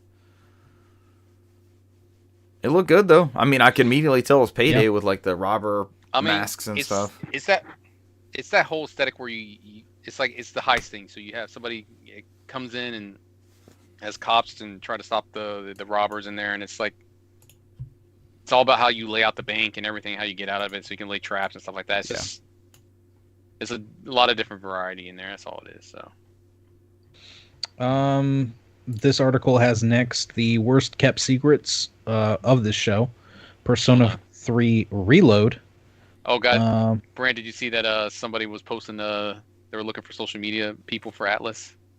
After that guy posted on there, it was bad. I was like, someone's like, "Oh, there's already an opening for it," and Atlas like two openings. Yeah, after the leak, somebody got fired. No. Yeah, I hate that. I was like, damn. They got posted to Instagram, I believe it was. Was it Atlas West, Atlas East? Yeah, I can't remember which one it was.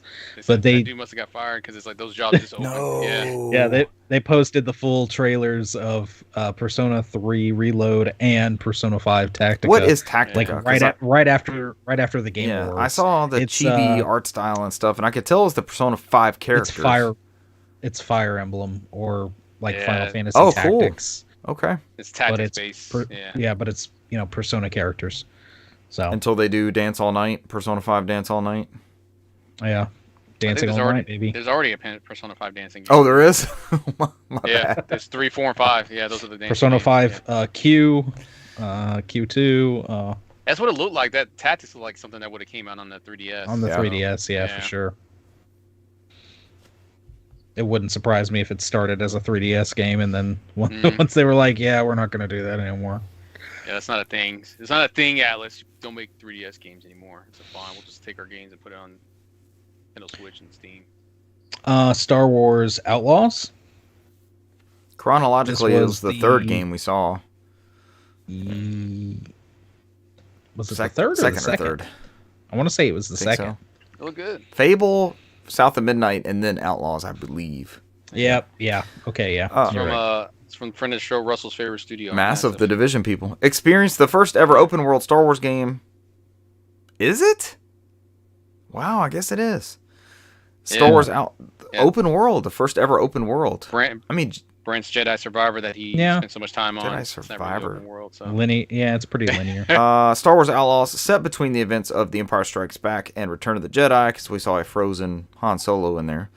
Explore new and iconic locations across the galaxy and risk it all as Kay Vess, an emerging scoundrel seeking freedom and the means to start a new life, along with her companion Nyx, who's like a little like gecko, 6-haired gecko thing.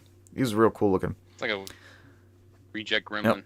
Fight, steal, and outwit crime syndicates as you join the galaxy's most wanted. If you're willing to take the risk, the galaxy is full of opportunity. Shinobi on Twitter, famous influencer, he had a meme of like the torch being passed, and it was that Star Wars 1313 game that got canceled, being handed to Star Wars Outlaws. Yeah. I was like, man, this is pretty much the game they were talking about making. So this looks good. I'm so glad that Star Wars license is out from underneath just EA. I know they had spread it amongst DICE and Respawn, and there's good games in that, but for that huge of a media property to be stuck under one studio, it almost didn't seem. Let's see other people's vision of this. Let's see a Telltale version. Let's see Massive. Let's see the Division people take a crack at Star Wars, Let's get a good racing one. That way DICE can keep making our Game of the Year Battlefield, where we can just keep destroying. I mean, I beat Battlefield, so I don't ever have to go back to it.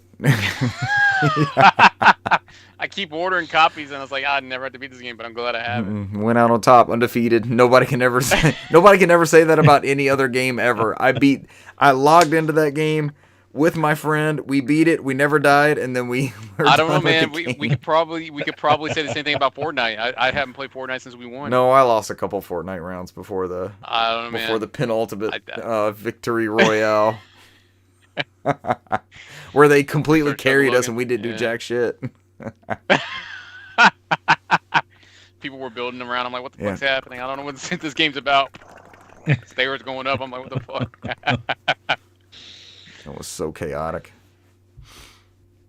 Then you got then they announced Richard's feature game of the year from the Chinese room.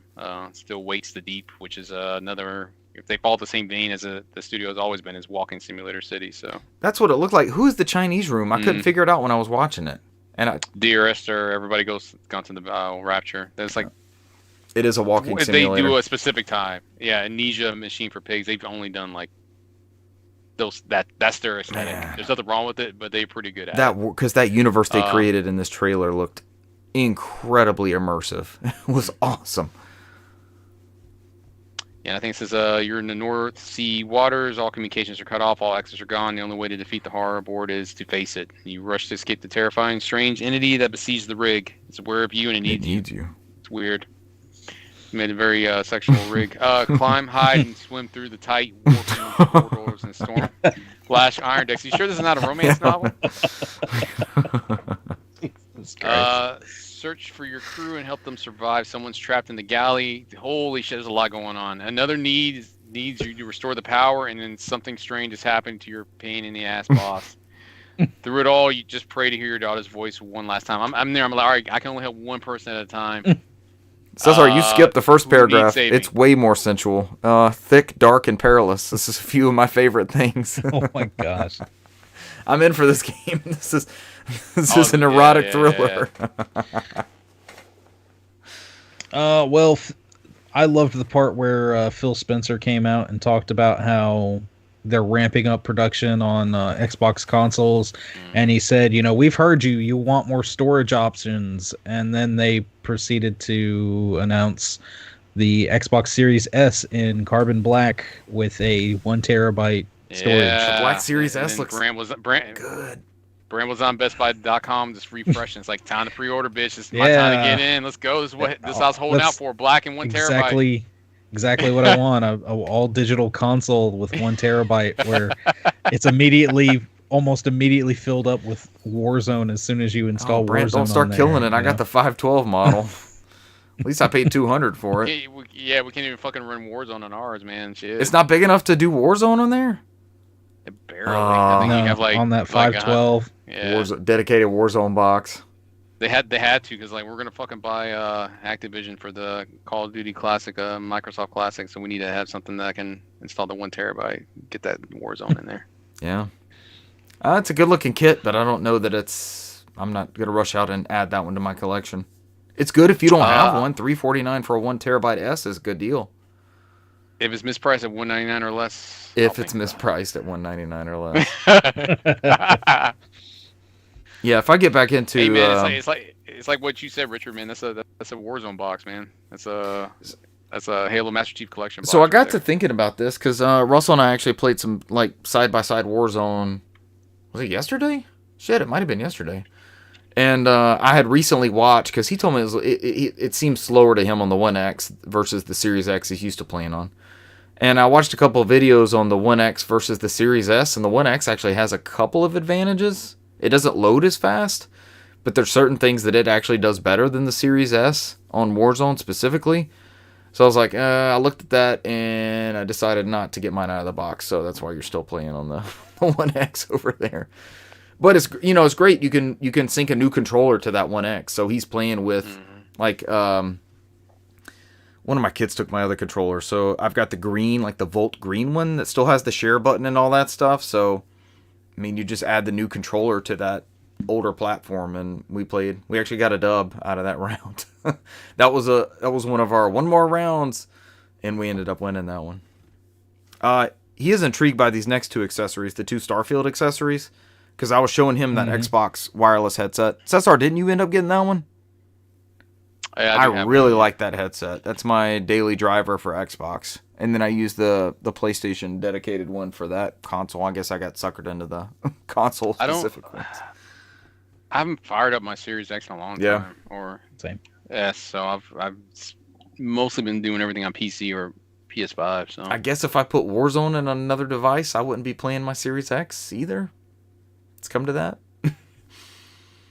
I guess I could switch to PlayStation. We need to get the Discord thing figured out, and then we can all jump in there. Yeah. We got to get all the crew that joins us, too. I mean, I just need them to Microsoft to put on Switch so that way Brant can play it on Switch with us. I mean, there's a 10-year agreement in place, I think. Yeah. Keanu Reeves showed up once again to do an announcement for Cyberpunk 2077. His audio was awful. Did y'all watch that? It was horrible. Did you hear that? It was awful. Yeah, wasn't just me. It didn't sound like him at all. Y'all know I'm super sensitive to the audio stuff, and I'm listening to this. I'm like, did they tape him like underwater, or did they have to put chloroform in his face and then he said his lines? I thought they went to like the year 2070 and recorded him then. And I was like, oh god, he sounds like. I was like, like what? Like he's whispering, like he's not trying to wake somebody up. Like, oh, you gotta be quiet, can't wake them up, man. And then it was muffled. I got this. It was like super low bit rate. That was a horrible recording, but he was great on there, of course. But yes, the Cyberpunk 2077 Phantom Liberty DLC. So have you? I don't want to get too. I mean, I've already derailed this enough as it is. But have you read the insiders where they're talking about like the people who actually tried it out and they've lifted the embargo about this game? No.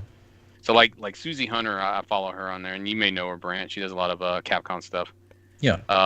So I got to play Phantom Liberty. My ultimate takeaway is that the game in the past 3 years, CDPR has essentially remade the entire game. Every single fundamental and mechanic is improved. Like even the character models have been remodeled. Leveling is now skill based, so you're unlocking new attacks and abilities, not just getting small stat increases. Clothes no longer give you stats or armor unless it's a literal armor. Stats come from your cyberware, which places greater emphasis on customization. Is that like underwear? You do not have basically.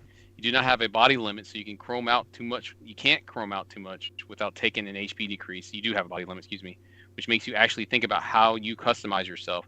The police system is everything you want, and max tac come in via dropship. Police and gangs now chase each other and you. Leveling cyberware on a new skill tree unlocks special abilities like overdriving, your gorilla arm punch smacking enemies into the stratosphere. AI is vastly improved. They block and hide behind cover. I couldn't just run up to a still target and kill it easily. The melee combat feels a lot better. Dodging is now its own button. You can anime zip to a point now instead of doing that tiny hop. There are also stylish executions on its own button, and you can block bullets with your blade weapons. And honestly, there are too many changes and improvements to recall right now. It's a brand new game. It's fucking great. Wow. All these changes are also coming in the base game, so it's not just the expansion. The entire game has been redone with this shit. Huh. Damn. So it's like, I haven't even played it yet. So it's like, you can play like a better version of Cyberpunk. Damn, when do we jump into I Cyberpunk? don't know. I got it on both. Got it downloaded. I've got it downloaded. I haven't started it yet. So I think I'm going to wait and just wait for those tweaks to come in the expansion. So because they said those come with expansion apparently. You have to wait until that comes out. It's an extra $30 for that DLC. But it's not just that. Not that DLC is like they redo the game's game, going to update at the same time as the expansion. That's what you're saying, right, Cesar? I'm assuming. Okay. Yeah. I'm assuming. Yeah. So I don't think those tweaks are out yet. I think those are all coming when the expansion releases out there with whatever patch is. So I don't think they're locked behind that $30 paywall. So when do we play it? All right, let's see. I'll wait till when all the September 26th.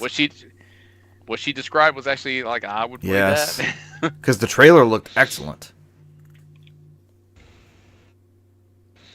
I'll try to get through these last. There's like 4 or 5 announcements, and then go back to Starfield real quick. I kid with Brant because Brant played every game ever made. I'm sorry, Brant, I'm calling you out. Brant, that might be just you doing games played. I played nothing because I was on vacation. Brant's like, shut up, let me finish so I can talk about talk about my game. Fallout 76, Road to Atlantic City trailer, which was nothing but a long trailer for just regular Fallout 76. That was weird, right? Atlantic City coming soon. Yeah. It's like, don't forget about me. Yeah. And we did the Elder Scrolls is coming out July, right? It's a new expansion coming out in July. Some Morrowind thing. Return to Morrowind. I'm not going to take too much long, but Jeff Gertzman made a comment. It's like he said, Elder Scrolls Online must be good because they actually showed like, oh, this new thing's coming out, and then he says, well, Fallout 76 just played a freaking song that says, hey, this is a thing that's still happening. Yeah, nothing. We're new. Still here. We're still here. Yeah, here's a music song to go with it. He's like, he said that should be your indicator about what's going on with these 2 games. That's accurate. Overwatch 2 got some announcements. Bunch of new experiences, as far as like co-op experiences, new maps, new missions, firing range, and a few other things. The Legend of Monkey Island expansion, free crossover, is coming to Sea of Thieves. And that is, I'm trying to see, July 20th, 2023. And then we got Starfield. There was a lot. Admit it, Brand, when you saw that Lucasfilms, you were thinking Star Wars. At first, I was like, Star Wars? What is going on here? Lucasfilm. I either thought like Indiana Jones or Star Wars. I'm like, are they going to the Temple of Doom or like? Indiana Jones would have been a good one too. I guess that must be a future one coming up. And really I didn't watch too much of this, but I did hear a lot. The Starfield Direct, it is, from the looks and the little snippets I've seen, it looks very polished. The combat looks pretty good. Somebody made a comment on Twitter. It's like, holy shit, they remastered Starfield compared to the previous screens they showed before. It looks pretty damn good. It's Fallout, it's Oblivion, Skyrim, just in space, with lots of exploration, lots of customization.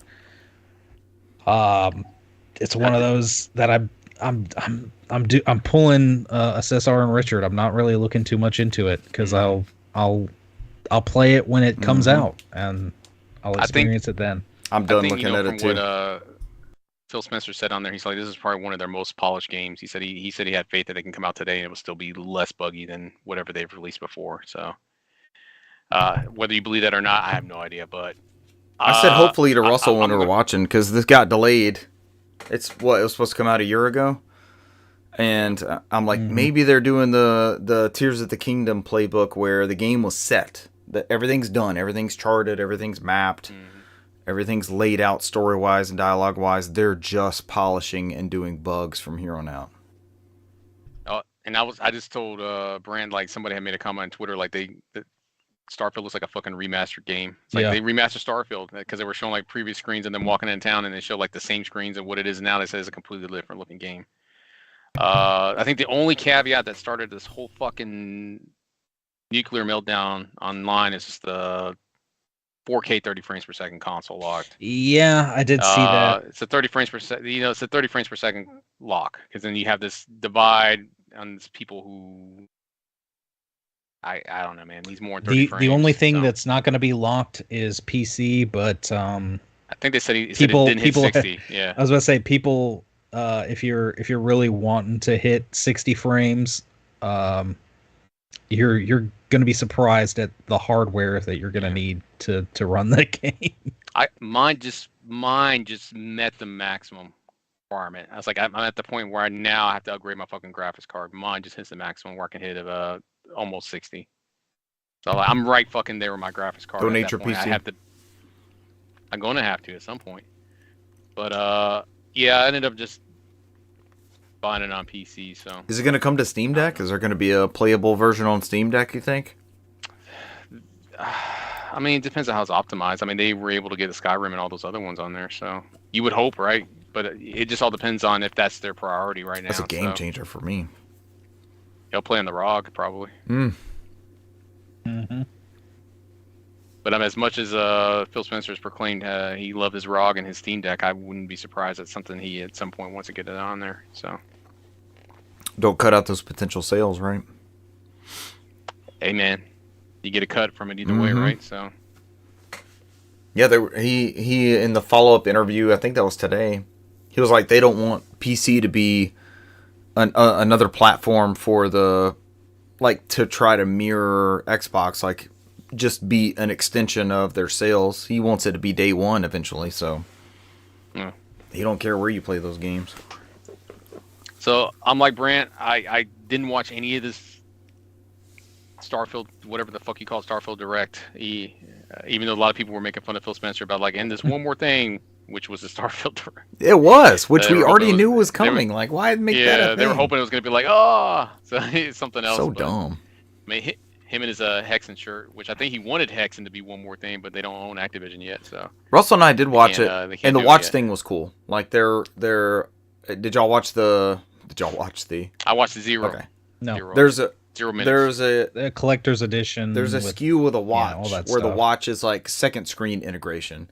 So think of like Xbox Smart Glass or Wii U or something like that, or Vita, where it uses the second screen type integration. Like it'll tell you it early on in the game you get a watch, which is like the Pip-Boy, it seems like. So kind of like the Pip-Boy they did with that Fallout 4 SKU. It'll reflect some of the things in the game. And Cool. I'm not. The character said it'll even tell time at the end of it. So it'll tell you where to go, and it gives you the same, like on the bottom left of your screen, it has like the planet you're on and the mission and where you need to go to and some vital stats and stuff like that. And that'll show on the watch, which would be cool if they also came out with like an Apple Watch version of that same thing. Or, I don't know if Fitbit does that sort of info, but just some other sort of, I've always liked second screen stuff. I think you guys are in the same boat. If it adds to the experience and it's something cool to have on hand, that helps with that game. I mean, that game's a pretty big game, so I mean, if that helps people get around that game, that's pretty cool. Or the VMU, even going back to the VMU, like even with like Resident Evil, it would just show you your health. Or Virtua Tennis, I got good enough with Virtua Tennis where I could just play the little Stickman version of Virtua Tennis. I could tell what was happening. But like Brant said, I mean, I watched zero of it, so I'm gonna go in blind. Like I know we're getting to games played, and I know Brant will talk about some of the stuff he's played. There's some stuff he's played that I'm gonna go in blind in, and that's just by choice. So I just know. Yeah. So, but it doesn't hinder experience. It won't. I mean, it's the fucking first 2 hours of that game, so it's not that that's just my choice. I just don't want. I don't know, man. I just don't want to sit there and have to suffer. So if we play the demo of 16, do we have to play that same bit again, or does we just carry on from there? No, it carries over. It carries over. Yeah, save data. It's just a sneak peek. Carry over. It's just me having to wait 4 more days. Yeah, it's early access. Brant's a stronger man than I am. Okay. So. All right, let's wrap up news and then go to Brant's games played because I got nothing to touch on. I think isn't news wrapped up? Holy shit. No, we've got some stuff that was added to actually the base NSO. Oh yeah, these are the. You don't need it for the Game Boy Color. It's only Game Boy Advance that you need the extended one? It's only Game Boy Advance. Oh, it's the bitch version. So we're about to have to owe some money, right? Speaking of this. It's some always point my in July, reminder. I think. I still owe you money, so I don't. At this point, we all. Yeah. I still owe you money. So SoundCloud dues. Which I'm definitely I need to go stop by the bank and just pay you this week. same, yeah. I get paid for. I meant to tell y'all. I know I told you about. I reached out to that contracted thing about redesigning a new logo, and I sent y'all the shitty logos that they had sent me, and then I queued up our stuff in an AI image generator, and it was way better than the stuff these people were sending me. So I forgot about it. It's funny. Go ahead, Cesar. I didn't mean to interrupt. Go ahead. So I forgot about it, and then today they sent me a thing like, "Your order's closed. Here's your product." And I'm like, "What? Sure, whatever." Oh my gosh! How much was it? It was either $8 or $13. I don't even care anymore. When I saw what they sent, I was like, "I'm not interested in this anymore. I'm okay. I'll eat the money. I have no interest in this crap product you're sending me." It's funny because friend of the show Renee has his own podcast stuff on there, and I think he ended up using a device that generates art that somehow escaped his other members because they would have gave him shit about it. He's like, oh, he was looking at it, like, this almost looks like you could tell it was AI generated, but it was good enough that it wasn't. He's like, they didn't know. So That's I perfect. think he said they didn't know. So yeah, That's I was like, perfect. because he was gonna get scared because a lot of his friends are like artistic, like they're music producers and other stuff like that. So they take that stuff seriously. So they're like, yeah, I'm fuck 100% AI, down with that. But what I paid this person to do, they were doing what I was doing. They were feeding it to the thing, and it looked like shit. Yeah, I know. They were doing the same thing, and I realized that when it was like seeing behind the curtain and seeing the Wizard of Oz was like this man behind the curtain speaking into a megaphone. I'm like, God damn it, I could have done this and not paid you to shit out these multiple things at me. They were so bad. I'm sorry. And we were trying to beat what we have now. I mean, you can look at our logo on the screen. It's not awful, and nothing was better than that. Yeah. That was like, I mean, I was like, well, that's us still. Yeah, I mean, until you find something better. What was that for, $250? It was 10 weeks ago at this point, 12 weeks ago. But so just an interest keeping things moving. As Brant has mentioned, June game updates was what... Mystery Tower for the NES, which we've never gotten before. No, which I've never even heard of. I think I played it on that Namco collection that came out only in Japan on the Namco. Switch. Yeah, there you go. You know what I'm talking about. Harvest Moon game that I actually don't own, but played. You don't have the Super Nintendo one? Hundreds of dollars. Is it expensive? I couldn't. It's I expensive can't as afford it. hell. Yeah. I can't. I have afford 64. I know I don't have Super Nintendo. Kirby Tilt and Tumble, which I've actually played on the Nintendo Switch and does a pretty good job with the Pro Controller. Does on it? The gyro. The tilt Awesome. base. Yeah, it does a very good job. It's very I was playable. worried about that one. And then my old childhood nemesis and favorite game of all time on the NES, Blaster Master. Played a lot of Blaster Master in a day, so.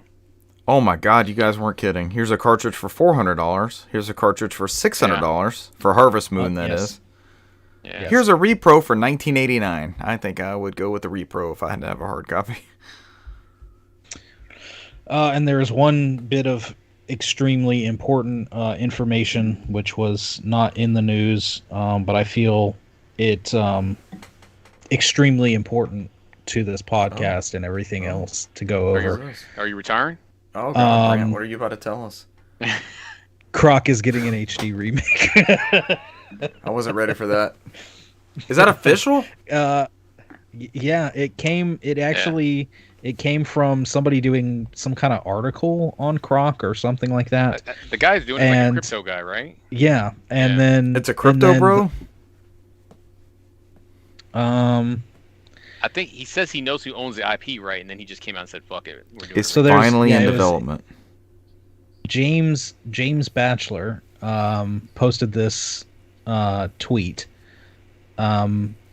Huge thanks to at this person's name for letting me write about one of my favorite games for the damn ads. One of my favorite games for the PlayStation era, Croc Legend of Gobos. Yeah, that's a man of culture right there. And said even bigger thanks to Richard, don't give me that look. And then even bigger thanks to somebody else for taking time to speak with me now to campaign for a Croc remaster. Yeah. And then it was a couple tweets down. Somebody, I guess, that is in the know said something to the effect of, it's probably a little bit early for me to say so, but Croc Remaster HD is in the very early stages. So it is happening. This is Jez San on Twitter, and he is Argonaut Software's founder.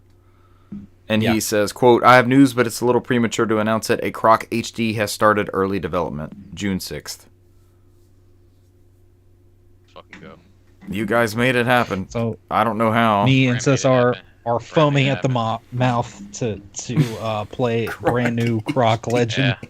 Brant played every version of Croc. He summoned it from the Devil's Circle. You did. Yes, you were burning versions of Croc 2 on Saturn. you were going deep. Yeah, that buggy version. You played the Game Boy Advance ones too, right? Yes, the Game Boy Advanced.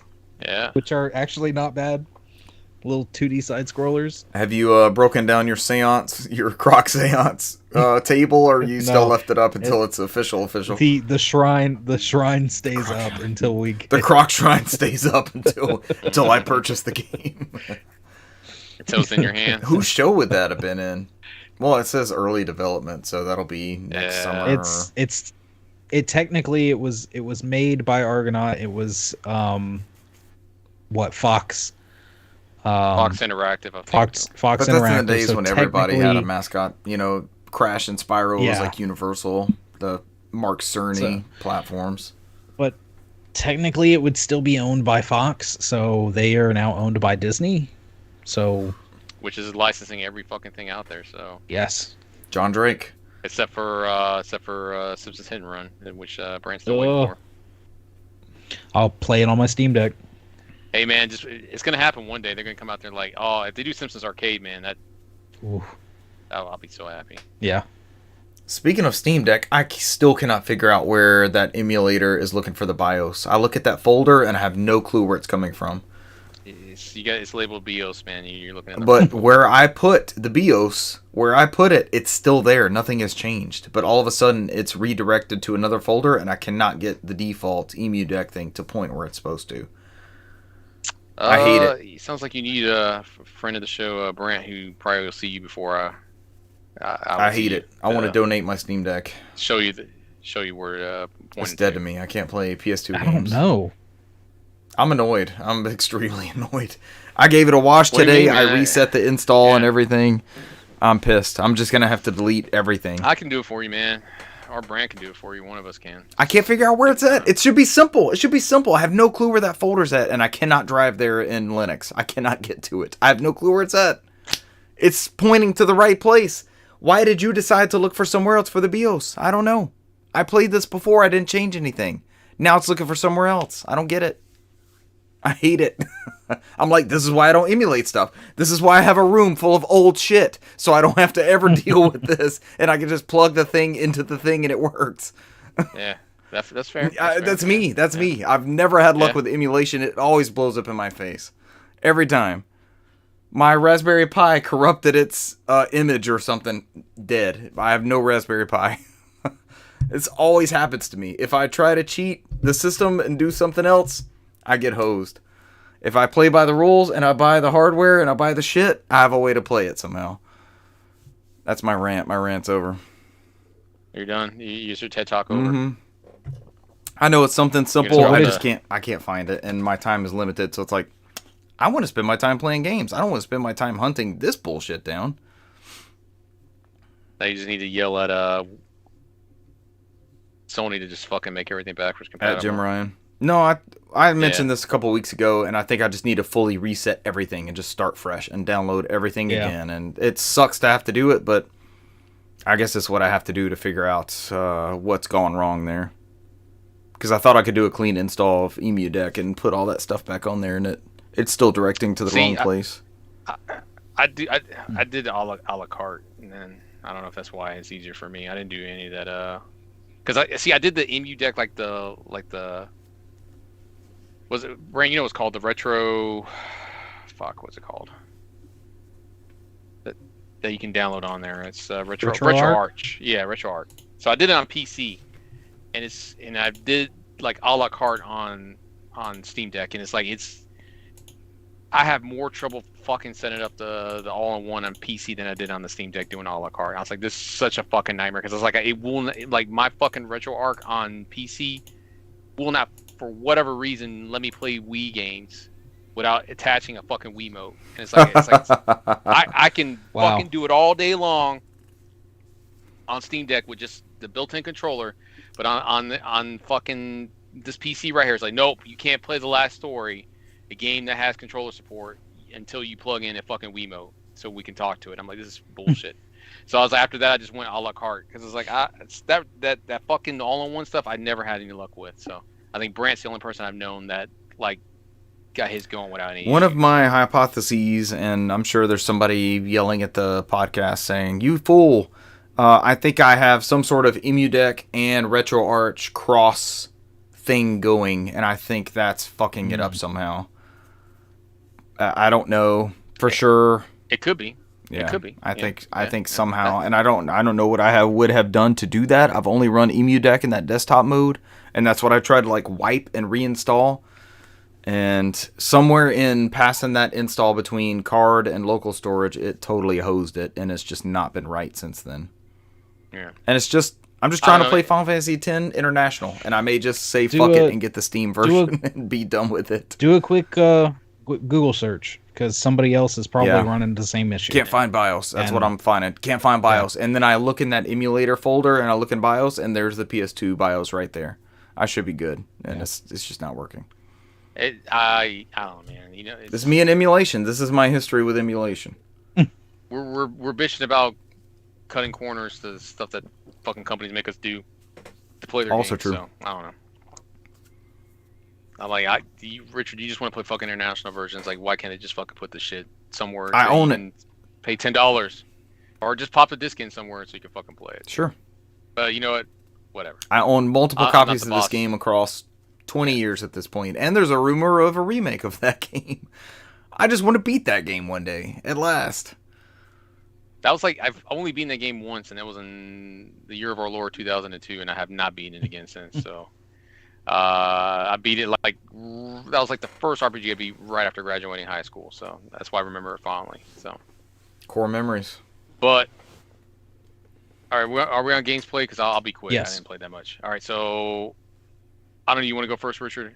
You've played less than me, or you're done? I got a win yesterday in Warzone, and I don't even remember what happened. It was me and Russell playing duos, playing co-op, like next to each other. It was fun. We came in. We did the whole. Remember a couple weekends ago we did second, fourth, first. We did the same thing. It was like second, 12th, and then first. I was like, it was the one more. I was supposed to be cooking in the kitchen, like, get the taco meat ready. It's like, one more game. Okay, we better make this worth it. And we won that one. It was like, yeah, it's instant validation. Yes. I know you enjoy those moments because it's like it's back to your childhood, right? Like, we need you in here to do this. Stop playing games. Like, one more game. Let me just hit this in there. Yeah. Let me get this last one in there. My thing when I was a kid was, let me find a place to save. That was my thing. Yeah. Yeah. But my kids try to do the same thing to me, and I'm like, no, I know you can put that in sleep mode. Yeah. Just hit it now. Stop doing that. Get out of here. Yeah, my kid's always like, I'm in a cutscene. I'm like, put it. Put it in sleep mode. Will not affect you whatsoever. Guarantee you. Yeah, hit the home button. Put it in sleep. You're not fooling me. Doesn't matter. That shit does I was raised in the like sleep mode, and you couldn't pause the video game. Yeah. I'm over here trying to save. I'm trying to save while my fucking Game Boy's blinking red when the battery's about to die. I'm like, shit, fuck, where's the next save area? I'm like, blah, blah, blah, blah. Yeah, I remember being told that like we had to go somewhere and me doing something on my GameCube and just like, all right, I'm pausing it. I'm turning off the TV. GameCube stays on. Hopefully, it's still everything's copacetic when I come back. I've done that. I did that with my biggest lesson with that. Well, I've done it twice. When I first had my Game Boy, I had Super Mario Land. And I set it, I was about to beat Super Mario Land, and I paused it on Game Boy, original Game Boy. And I set it on the couch, and I went in the bathroom, like super fast, peed, washed my hands. I come running out, the Game Boy's off. My stepmom has cut off the Game Boy to save my batteries. And I'm about to beat Tatanga, and I'm 9? I'd never gotten that far before. I mean, that's a short game. I know it inside and out now, but that was the first time I was close. And then another time, friend of the show and I, Joel, close to where Brant was born and raised, apparently, oddly, we find out later on. Someone had bumped. We're playing Legend of Zelda, and we didn't save, and someone bumped the NES. So when we ran to like Taco Bell or something. We come back, and the NES, like, we can physically see it is facing another direction, and we turn on the TV, and it's like there's like nothing happening. It's just straight frozen. The screen's like, no. You didn't get like the Jason Art tile style when you get up there, like, you know it's fucked up. Oh no, it's just fucking frozen, and there's no sound. Like, you should hear the dungeon music. We can't unpause it. It's like, I think we were in the last dungeon or next to last dungeon on Legend of Zelda. I would be disheartened. I would never play. That's the last time. That's the last time I beat that game. We actually restarted we restarted wherever we were. Or we loaded that. It was a battery backup, so we restarted that save and we ended up beating that That's one. right. I forgot it is. Yeah. But we were in a dungeon, so that last 2 dungeons are massive in that game. It takes forever to get through, and it's very. You don't want to die here. You don't want to lose hearts here. You know, it's a very procedural thing. So we had made a good run, and it's like, man, we got to go get Taco Bell or something, and we got hosed. See, you fucked up getting food. You fucked up washing. Should have never ate. Should have never been sanitary. Yeah. Exactly. Should have went back to your Game Boy with pee on your hands, but like, all right, let's go. I'm gonna beat the shit. Why should have been an animal? Just played on the toilet. Why didn't I take the Game Boy in the bathroom? Yeah, I can still. I mean, that's what. His biggest regret. Why didn't I take it in the bathroom? I mean, you got 2 hands, man. It's all you So need. our memories work. Our memories work specific ways, right? Like as we get older. I don't remember what I ate for lunch yesterday. I have no clue. I can't tell you right now what I ate lunch for yesterday. I remember the way that couch looked. I remember the wallpaper in that bathroom. I remember the tiling on that floor between where I set the thing. That couch is where I first watched Star Wars. I watched Star Wars. But how many fucking days you go into that exact room and see that shit every day? It's not like that stuff changes every day. I mean, it's etched in your memory. I can sit there and recall the apartment we moved into when we first came from Germany to Texas back to here, because we were only in Texas for a year. But I recall, I can drive you there and I can go like, here, this was the room, this was the laundry room. I can point it, there could be nothing. We didn't live there that long. We didn't live there that long, and I haven't been in that house since 2002, 3, maybe. When you beat Final Fantasy X, I haven't been in that house in 21 years. My absence from that house can now buy alcohol. The house can buy alcohol. My absence, the amount of time I have not stepped foot in there, can purchase alcoholic beverages now and die for its country. My Steam account just turned 18. It can finally go to war. It can die for its country. It can finally and buy cigarettes.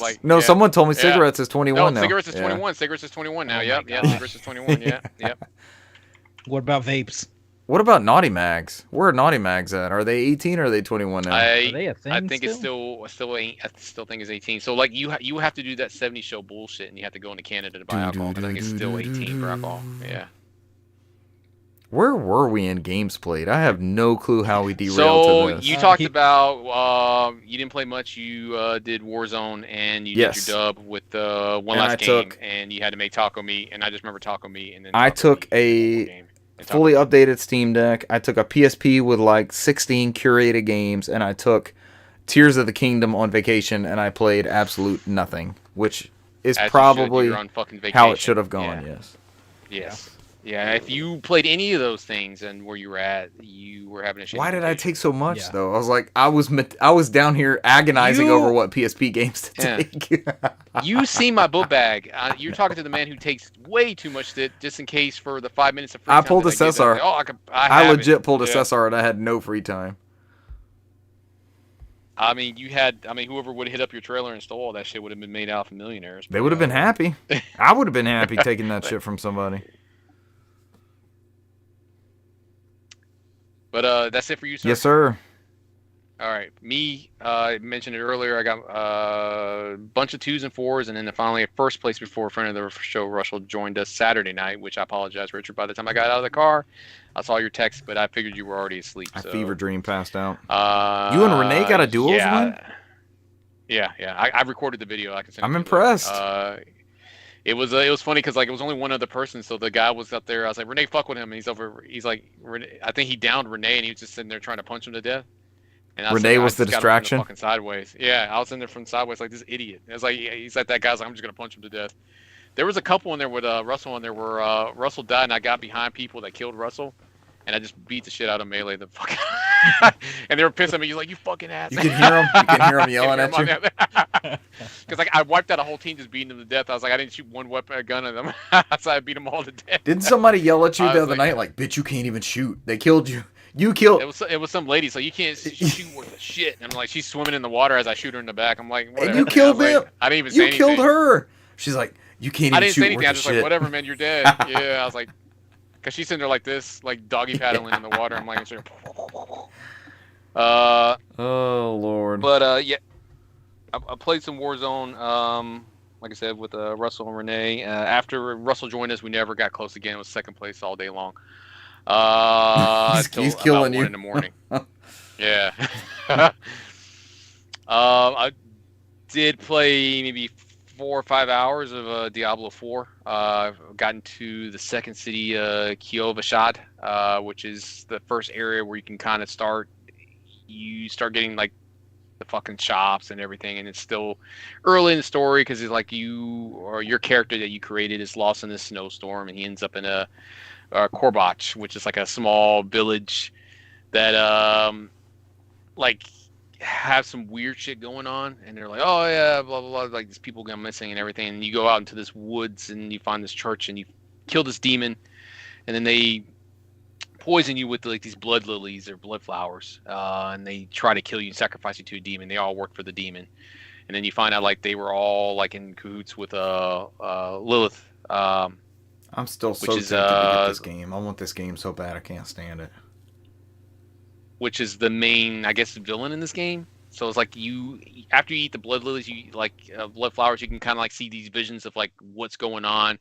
Then you run into a monk who's like, all right, you know, there's an angel that went down to hell, and then he came back, and he's like Lilith's ultimate like arch nemesis, and it's like they're gonna start this war because they fucking hate each other. So like Lilith's trying to go through this world and make it hers as like some kind of like a prophecy type of thing. So like you're trying to stop it. So like I don't know where the story's going with right now, because right now they're like, all right, you have to go to this town and recruit this guy, or you can go over here to the church and start talking to this person. So it's like it's starting to branch off. So it's like at this point I got different paths I can start to take. So like I said, I'm only like 4 or 5 hours into it. I'm like level 10 or 11.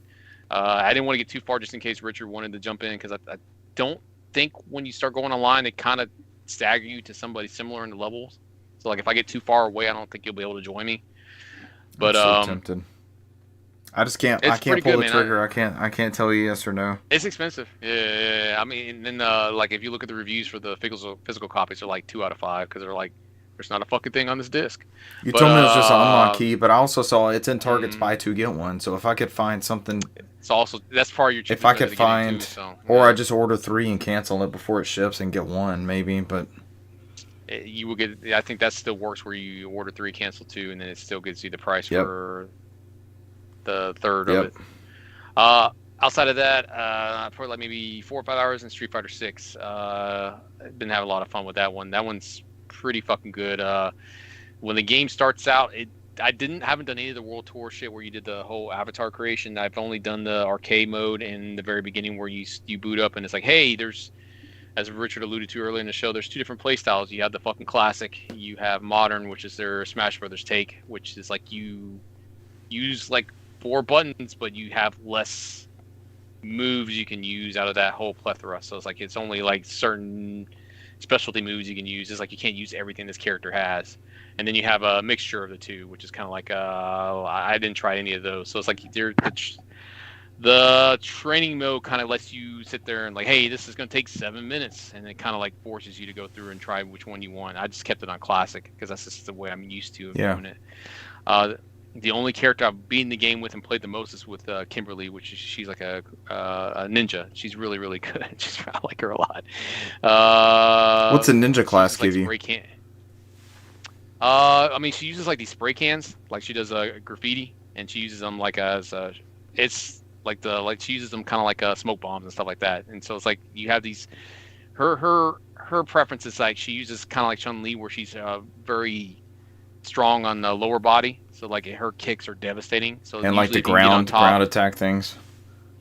Yeah, like if you can get on top and start stomping on them, it's like it's pretty much unfucking blockable. But her substance and style is really, really great. I love these characters, man. They've done a really good job on giving these characters personalities. So, but the arcade mode's not really long, so it's like 5 stages. It gives you some story, like her uncle's working for some kind of shadow thing that's similar to like where Bison used to work at, and it's like it's like similar to that, and she's like going through this journey and trying to find him, and what happened to her uncle, and like and then you find out he like dies at the end, but it doesn't really show any of those scenes. It's kind of like just a basic story. And then they have like they even put the fucking middle stage in there where like you used to beat up the vehicle. They got one in there, you have to beat up a tractor. The car beat up stage. Yeah, it's a fucking tractor trailer, and it's tough, man. It's like it's a fucking big piece of shit, man. I think out of all the times I've done it, I've only beaten it once. So it's you versus like Renee. You do it in a certain amount of time. Yeah, basically I'm fucking up Renee's rig. But outside of that, Richard watched me stream a video game not too long ago. It was a Switch shoot 'em up collection. I can't remember the name of it though. Yeah, I don't know. I had it open, and I don't know why I fucking closed the page over here because I probably. I'm also being sent offers on eBay for Gem Power 3D on Super Nintendo. Oh, how much is that game?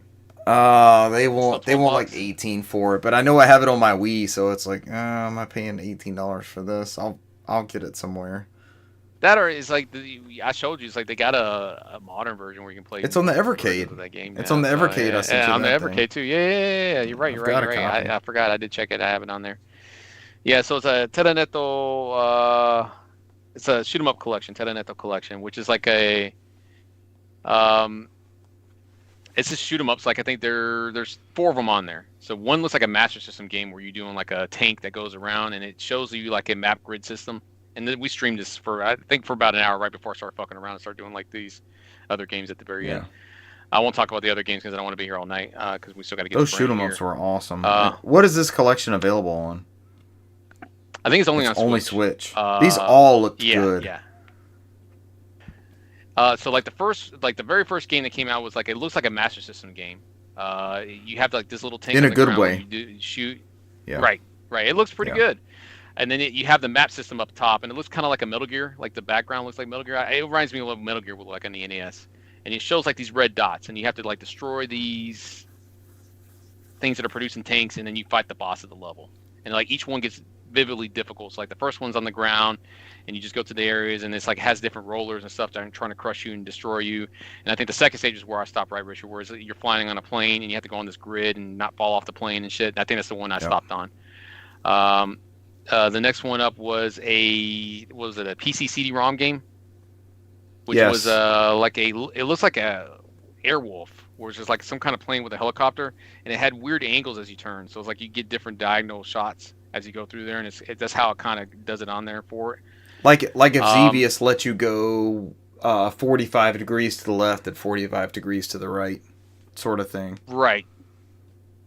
Fuck, I wrote all this shit down. I forgot because it's like I was trying to remember all this stuff off the top of my head, but because a lot of them were different. This was a good collection. It was a lot of variety. So the only one that was on there was all right. So the first one was Grenada, like the country. And I think the one Richard saw that came out in America, the other one was Stormbringer, which was the one I was talking about with the helicopter with the 45-degree angle. Because I did that for a little bit and I died, and I was like, let me try Gaia. That's the one I looked up. Yeah. Which when we fired it up, it gave you 2 options. One was in Japanese, one was in English. So I fired it up. It came out on Genesis, and it's like $100+. Yeah. It's very expensive on Genesis. It was very good, man. It's like that one was different because it was kind of like a Darius, where you had the little floating thing in the front, but you send it out and you would steal instead of getting power ups, you steal the power up from the enemies and bring it back, and you would get different abilities. I was like, I never played almost like Kirby. That was very almost different. like Kirby style. Yeah. So it's like sometimes they'll destroy them, and sometimes you'll pull back a different power. So it's like that whole game wants you to sit there and just start pulling stuff from different enemies. Brent, you know how the Mega Drive was, or the Genesis was like so good at the FM synth and the scrolling and the parallax levels and all that stuff. This was like the definitive version of that sort of shooter. It was gorgeous.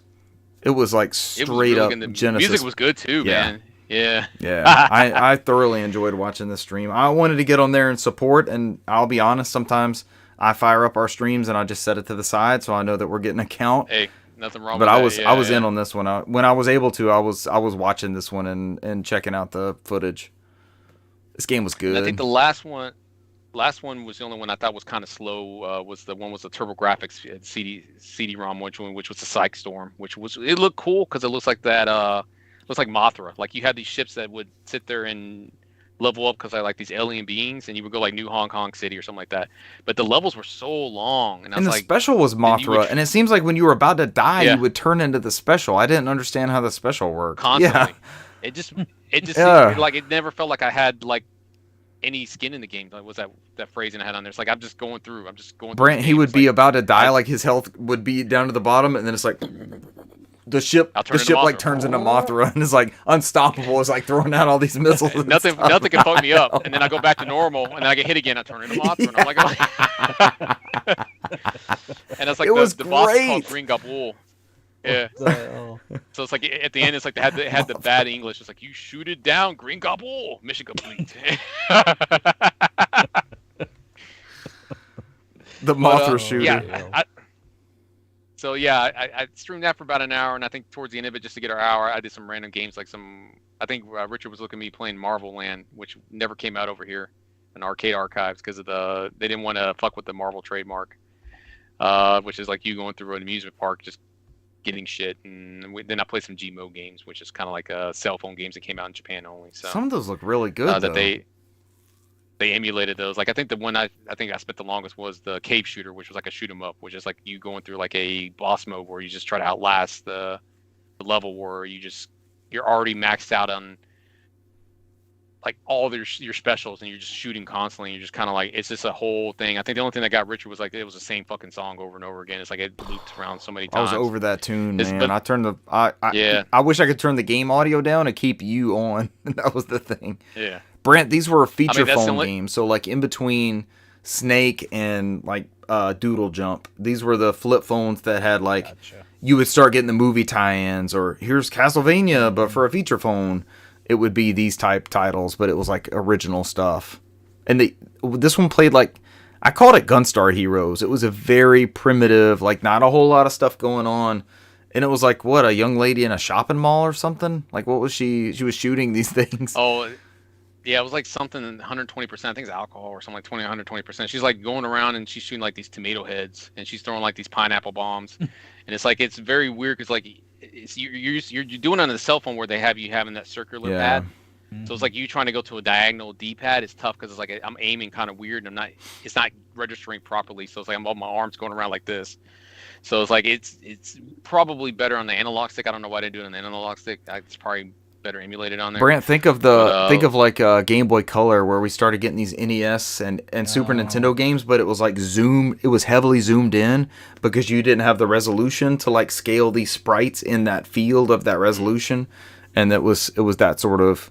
But they seem to have figured out some of that gameplay in there, and this is the first time I've seen feature phone games recorded like that, because that's a huge. What was that Flash site? With like Strong Bad and all that stuff, like those games are just those games are gone unless somebody backed them up. Newsground, Newsground, and the old YTMND of the You're the Man Now Dog, all that stuff of that era, like memes and gifs before they were like just you could just search for it on a phone. And so that you're imagine that small screen that you had that looks so good for like I could take pictures with my phone now. And without a selfie, there wasn't like a front-facing thing, but it was just a flip, like those flip phones. That's what it looked like. It's like the top half of a flip phone. That's what it looks like. And I think it does a pretty good job of emulating. Because like as I think Richard has showed like the current time at the top right too. Like you're looking at the fucking cell phone. Like it has like 11:30 at night. I was like, so it's like whatever emulator they run on there, it gets the job done. So, but there's like almost 100 of those games. So it's like there's varieties, like a lot of visual novels. There's like Like that visual novel that just came on Switch from Square Enix, that Psycho, whatever it is, that Psychic something like that. Like that guy got his start doing a whole bunch of fucking visual novels on that type of phones, and they ported all his games over before that game came out. Like they're all on the Switch in Japan. Like they're all those visual novels, they moved them over. So it's like he got his start doing all that shit. So they went in there and just ported all that shit over. Latin, they had Shin Megami Teissen, Last Bible. It's like a lot of different variety in that shit. It's like Richard said. It's like whatever big game they had at the time, they fucking made a mobile version of it. And it was called G what? What was that whole group of games you were looking at? G mode. G mode. Yeah, G mode. I think there's only 2 of those games that officially got released in English and on the American store, but they don't go by the G mode name. I forgot what they're called, but there's 2 of them only brought over here, I think, out of the 80 that are out there. Between that Gunstar Heroes-esque one and then the shooter-esque one that was just like a time challenge, score challenge type thing, I was like, man, this is perfect for just, you already have that device there, you take it out of your pocket, you flip the screen up, and then you're just playing for 15, 20 minutes, whatever it is that your commute is on the train. Which we don't experience. Take a shit on the toilet. Or the toilet, or the bus. The bus here, I guess. Oh. Where I should have taken my Game Boy instead of instead of saving the 4 AA's. But yeah, I appreciate you joining, Richard. I know that was late at night too, because after you got 85 notifications of me fucking around trying to get fucking OBS set up, man. That was I need to start streaming more as well. But I think that's it for me, Brent. Bring us home. You got 30 minutes. Walk us home. I'm gonna try to do this relatively quickly. First off, something that I neglected the last time we were all together that I forgot to mention. Happy birthday! Not a games played, but I finally rented and watched the Mario movie. Yes, yeah. I watched Mario it yesterday. Brothers. It was amazing.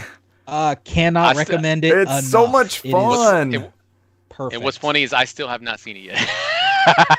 And someone on the show, Brant, may have given me a digital copy of said movie.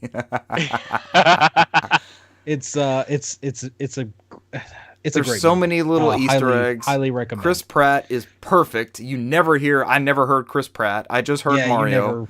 I never heard Charlie Day. I just heard Luigi. They're so fantastic. I would say the only person that probably didn't really do anything for their character was Donkey Kong. I mean, it was Seth Rogen. There was nothing to it. Was just like, oh, that's Seth Rogen. Yes, he did the laugh. Yes. Donkey Kong is now the Seth Rogen laugh. Jack Black is incredible. He steals the show. Perfect as Bowser. Mario's extended family is incredible. There's a slight Yoshi cameo in the background, and then after credits thing. There's Little Mac and Punch Out things hidden all over the screen. Oh, there's all sorts of stuff littered throughout that movie because there were so many times I'm like, oh, look, there's that, and it was beautiful. Yep. There's a reason why those 2 animated films that came out this year are like the highest grossing films of the year. I trust them with any sort of Nintendo property, whatever they want to. Yeah. Zelda is the big rumor, and supposedly it's in pre-production and everything. Go to town. Yeah. And I thought they were doing they're also doing a Donkey Kong spin-off, right? Sure. They lean so much into the Donkey Kong lore, and they show a bunch of the Kong family, and the Kong a Army. Certain rap from a certain title is in there. DK. Donkey Kong. It's perfect, man. No part of it was where I was they shouldn't have done that with that character. The one thing I do agree with is there is such a plethora of music that they really a Nintendo music, rich Nintendo music, and they did have some of that peppered throughout, but then you would get those weird Beastie Boys, and then I Need a Hero. The licensed soundtrack. Cesar, the licensed soundtrack is going to surprise you. There's good shit in there. It's all 80s stuff. To me, it semi took me out of it. I'm like, okay, it's kind of cool that's here, but honestly, you've got such great Nintendo music that they lean into that. There was a bunch of that in there. There is a bunch of that. Cesar, if there was an 80s song that had a music video where the person goes into the sketchbook / cartoon, would you think that? Would you think that might fit into a Mario movie? Would you appreciate it? It's so good. Yeah. It's so good. But yes, Mario movie, awesome. And last week, or not last week, I guess 2 weeks ago, I talked about how I had Jedi Survivor queued up in the mail coming, and I beat it in about a week. Finished Jedi Survivor? Shit. I finished the main story. Okay. In about a week. I know you loved that first one. That's pretty long because I think you blew through the first one faster, right, Brant? I didn't think it took you a week, right? Yeah, this one lasted you a little bit longer, right? Yeah, definitely. And there's still, I mean, it's just like Tears of the Kingdom. There's a bunch of like little offshoots and stuff you can do. Because there's a whole bunch of cast of characters that you can talk to and do little side missions and stuff. And I won't get, too in depth because I know at some point, I know you played Fallen Order, and at some point I know you're going to play Survivor. So all I really want to say is it builds a lot on the first one. And I mean, it improves on like the mechanics and stuff. And there's, you get different stances with the lightsaber and thing. And there's a little bit more customization to the lightsabers, look and things like that. Other than that, the story is actually pretty good. It'll take you on some exhilarating highs and some devastating lows. And just overall, it's a great experience. It still has some jank though. I mean, there were some times that like I'm trying to platform correctly, and it gets janky, or BD jumps off your back, and like he does in the first one, and he goes over and tries to scan. He wants you to go over to him and scan something that he's looking at in the environment.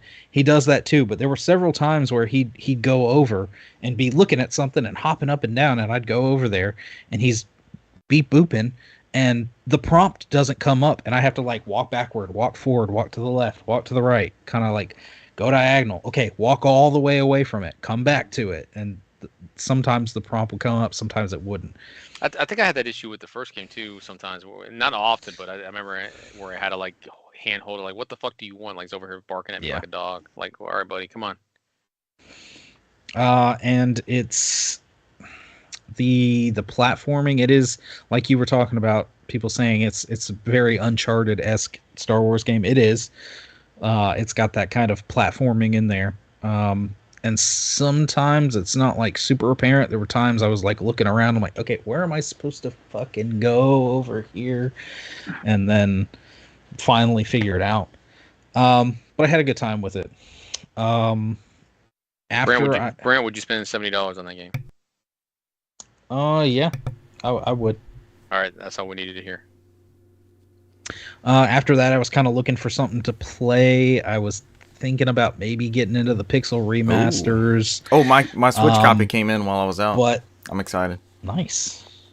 But I wound up actually digging into my backlog and pulling out Dead Cells, and noticed that while I was looking at the Castlevania DLC because I have it for Switch, I had more than enough platinum or gold points or whatever it is on the Switch that I could just redeem those and get the Castlevania DLC for basically for free. Not bad. So next to that, I started it was funny. My kid just kind of walked into the room as I did that, and he sat down, was watching, and it got to the point where like I died once. Okay, and I kept playing a little bit. I died a second time, and I said, you know what? Hey, why don't you take a try? And we started doing the old school 2-player where you just die and pass the controller. Yeah. And we were tearing it up. We were having such a great time, like going through and finding different things, hearing the different renditions of the music, to the point where I was like, okay, I'm gonna buy him this game. So I wound up, we both were getting into it so good that I definitely ordered it. It was here in a couple days, and I think he had the same thing where he had some leftover credits and got the Castlevania DLC. Because they got that all-in-one SKU coming out. Yeah. It's good though. That Castlevania DLC is really, really good. I need to check out Dead Cells, see if it's my jam. Well, the first time I played it, it didn't really like. I played it a little bit, and I was like, "Yeah, this is okay." Didn't really gel with me. But sitting down with him and just kind of playing it back and forth, and then getting into the Castlevania stuff too, it made it more fun for me. Have they given them? It's a good. Have they given them a full crack at a Castlevania, or is that just a rumor? Okay, not yet. Not yeah. It's not. That's what everybody wants, right? Like everybody's like, yeah, go do the next one. Yeah, okay. They want somebody to do it, yeah. Just any sort of another Castlevania. Yeah. Next, I continued to get back on Steam Deck. So I downloaded the Chainsaw demo for Resident Evil 4 remake. Played that on Steam Deck. It's good. It plays well, right? It runs pretty well. It's not perfect. There were some little every now and then where some bottlenecking and stuff like that, but that whole part where I'm in the village and I'm being chased down and I'm running over here, shooting people and body slamming, suplexing and kicking ladders down. It's flawless. It's one of those that it's on my wish list, and I'm sure in a year or so when it goes on super sale, I'll buy it just to have a portable version of it. I've started wish listing a lot more stuff recently. Is that something y'all have always been doing, or is that a new? No, I just it lets you know when it's on sale too. So it does. I like that. Yeah. Like, hey, your thing you wanted on that list thing you were looking at. Yeah. Mm-hmm. I feel like it's working more for me. On wish list. I'll wait. Yeah, there's some stuff I see and I'm like, it's on sale for from $19 to like $14. I think we can do better. A new game I don't have for 10% off. A game I already have on a platform I don't have it on yet for 50% off. Yeah. After that, I did I took the 15-20 minutes and played the Aperture Desk Job. Oh, it's so good. Which was really fun. It was so well done. What a good tech demo, right? And it does a really good job of letting you know what the deck can do, kind of taking you through like some of the shortcuts and things like that too. I think I said 45 minutes. I think I played it with my kids, so it was like this. What do you think we should do? It was this whole back and forth type thing. And it's very quirky. It's got the same kind of portal, portal humor and everything that's in those games. That's right, because the robot thing is like Nate Bargatze, the comedian. I'm saying it wrong. The stand-up comedian. Which also led into me playing a little bit of the original Portal on Steam Deck, which actually I think kind of made me motion sick on the deck, which was weird. Brant. Just because sometimes going through the portals, depending on how you go in, it will reorient you, and it usually switches you up really quick. I noticed the gyro's not active when you're just sitting there holding it, but if you put at least one or two thumbs on one of the thumbsticks, then you can look around the environment with the gyro. It's an underrated feature on that console. How that works. It's witchcraft. There was something with that just like after about, I don't know, I think I made it 16, 17 test chambers in, and I was already just kind of feeling weird. I'm like, okay, I'm gonna have to put this down just for a minute. The cake is a lie, Brant. Then I went into more emulation. Played Tony Hawk's Pro Skater 3 and 4. On the PS2 one. On PS2 emulation via the deck. One that's broken for me. I played some. This actually I saw on Cesar's list. He was playing it. Played about 4 hours, and I was like, "Wow, that's on that's on freaking Steam. Okay, let me see if it's Steam Deck compatible. Okay, it's like Steam Deck verified. And I bought and have been playing through Brutal Legend, a game that I actually had never played through. I'd looked at it, I wanted it for so long on the 360, and then just never got around to it. I bought this at Blockbuster. Blockbuster was open, and I heard it fell off at the second half, and that dissuaded me. But I should give it my own critique. I am enjoying it. I vibe with this game pretty. Plays hard. well on Steam Deck. It does. Yeah. There's some audio glitching. There's some like cracking every now and then. And then today there was like a weird visual glitch where like I think it was like one of the NPC's necklaces or something. Just made this giant line from her neck off the screen. I just laugh at stuff like that. Yeah, it was weird. There's these battles that you do which are kind of weird tower defense-y stuff that I'm not a fan of. That's the second half of the game here. Yeah, but for the most part, I like it. I like it a lot. Today I went through the whole rigmarole of trying to get Grand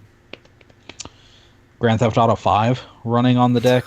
So I just had to go through and get through the... using the hell out of your deck. Yeah. Yeah. Got through the Rockstar launcher and then had to figure out how to verify my copy of Grand Theft Auto 5. But then played through like just that opening little bit. The bank heist thing.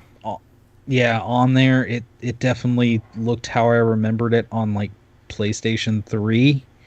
So I kind of tried to mess with some of the graphical settings and stuff, and it looks a little bit better. I'm still gonna go in and tweak some stuff and just see what I can do with that. But I got it working. Unlike Assassin's Creed 2, I bought that because that was on like really, really good sale. Perfect segue. But for some reason, what is that? Ubisoft Connect their launcher just keeps thing crashing. Yeah, I can't get it to log. I looked at a couple things and it looked a little too in depth for me to get into at the time. I was like, I just wanted to fucking play it. Like I didn't want to have to do all this shit right now. So I'm like, I'll get back to it later. So I uninstalled it and was like, that's a project for another day, because I've seen people running it, but I just didn't want to mess with it that much. Today I played 2 demos. There was a Ghost Trick demo that went up a few hours ago, and I played. Did you play it on Steam Deck? I played a couple. No, I played it on PS5. Okay. I played the first chapter, got into the second chapter, and it was about 30 minutes before the show, so I was like, this keeps going. I'm gonna come back to this. Is it good? Does it hold up? That gameplay loop and everything? Yeah, it's not bad. It's not bad. That was again a game I've heard a lot about, but I've never played. So, and I know it's kind of gotten up in price, and it's kind of one of those niche DS games. Yeah. So. It's good that it's out for a whole new audience. Yeah. Is that on everything? And then I know it's PC and PlayStation. PS4, I know it's PC, Xbox, Switch, and PC. Oh, perfect. Okay. I was about to say I know it's Switch. I know it's PlayStation. I know it was at least Steam. So. And then the very last thing was the Final Fantasy 16 demo went live today, like this morning at like 4 a.m. or something. Not when I downloaded it, but I downloaded it later. I pushed it to my PlayStation at about 8 o'clock this morning, and I've yet to been able to play it. I'm not going to get into anything because it does cover the first little bit of the game. It is a lot of like, there's some there's some tutorial. There's a bunch of exposition. It's mostly world building, right? Setting up setting up the story. You do stuff, but you don't do a whole lot. There's a lot of, like I said, tutorial kind of walking you through this action-based combat. There is a, I want story setting. There's an I want action setting where it's, heavier, depending on which style you want to go with. But oh my gosh, beautiful set pieces, amazing music, beautiful detail. So some of the hot takes have been, this is a great game, but it's so far from what I imagined in my mind Final Fantasy would be. Does that fit? See, and I know a lot of people, want the turn-based combat, want, this, that, and the other from their Final Fantasy. This, I will say, it's a different take. It's not bad. It's just from playing this demo, I can tell you that if the full game runs anything like the demo, it's going to be such a beautiful, clean game. There's some settings you can go with. I think there's performance, there's frame rate. I don't remember if there's another toggle that you can go with, but I know I went with just frame rate, not graphical kind of style, and it looked amazing. The intricacies, because that's the one I'm gonna pick too. The intricacies and the little details on like the characters and the clothes they're wearing and stuff, and it's just it was so good. It was so good. Are you invested in any of the characters yet? I know there's world building, but like I stopped, as Cesar mentioned, I stopped watching stuff about this game a while back. It's like, I know I'm gonna buy this one. I mean, you kind of get it always just puts you behind right there. The main character, I guess his name is Clive. Yeah. But as far as that, it gives you the first bit kind of goes into his backstory and everything, but it's a little all over the place in the first bit, so you don't really know who's going on, who's going to be your companions in this game and stuff like that. And then once you beat that first, 2 hours or whatever it is, maybe a little bit more, it gives you another section that it like puts you like at level, I think it was like 13, 14, and puts you a little bit farther in the story. It gives you some more abilities to play with, so you get a feel for some of the different magics and styles of this, what you're going to be using, what you can get. And that was great too. It's the combat's fluid. It's fast paced. And it got me so good that I was like, okay, this game is gonna have me like freaking Tears of the Kingdom had me. I'm gonna be like down with this, like 100%. Hey, how are you doing? Good to see y'all. I'm going to play. Like, you'll know where I'm at. Like, I'm gonna be in playing here the game. Final Fantasy 16. Yeah. So, I splurged even for the not just the $70. I got the $100 Steelbook special edition thing, whatever it is. What extras comes with that one? I don't even remember. It's a Steelbook. You were down for it at that point. Yeah. I was like, shut up and take my money, Final Fantasy. Just go. A lighter wallet. That's a lighter wallet. Lighter wallet unlocked. I was about to say Cesar has like the 35 steelbooks coming in of all the stuff, so you probably know better than me. But yeah, that's my games played. I played a hell of a lot. You did rip through it. Well done, Brant. Because we're over 2 hours and 45 minutes into recording. Yes. All right. Well, I mean, it's 2 weeks worth of we had to wait. So. We had to make up for last week, and we had not E3 on top of that, so it's a double doozy. Ladies and gentlemen, thank you for joining us this week, and we will catch you next week. Bye. See you. Adios.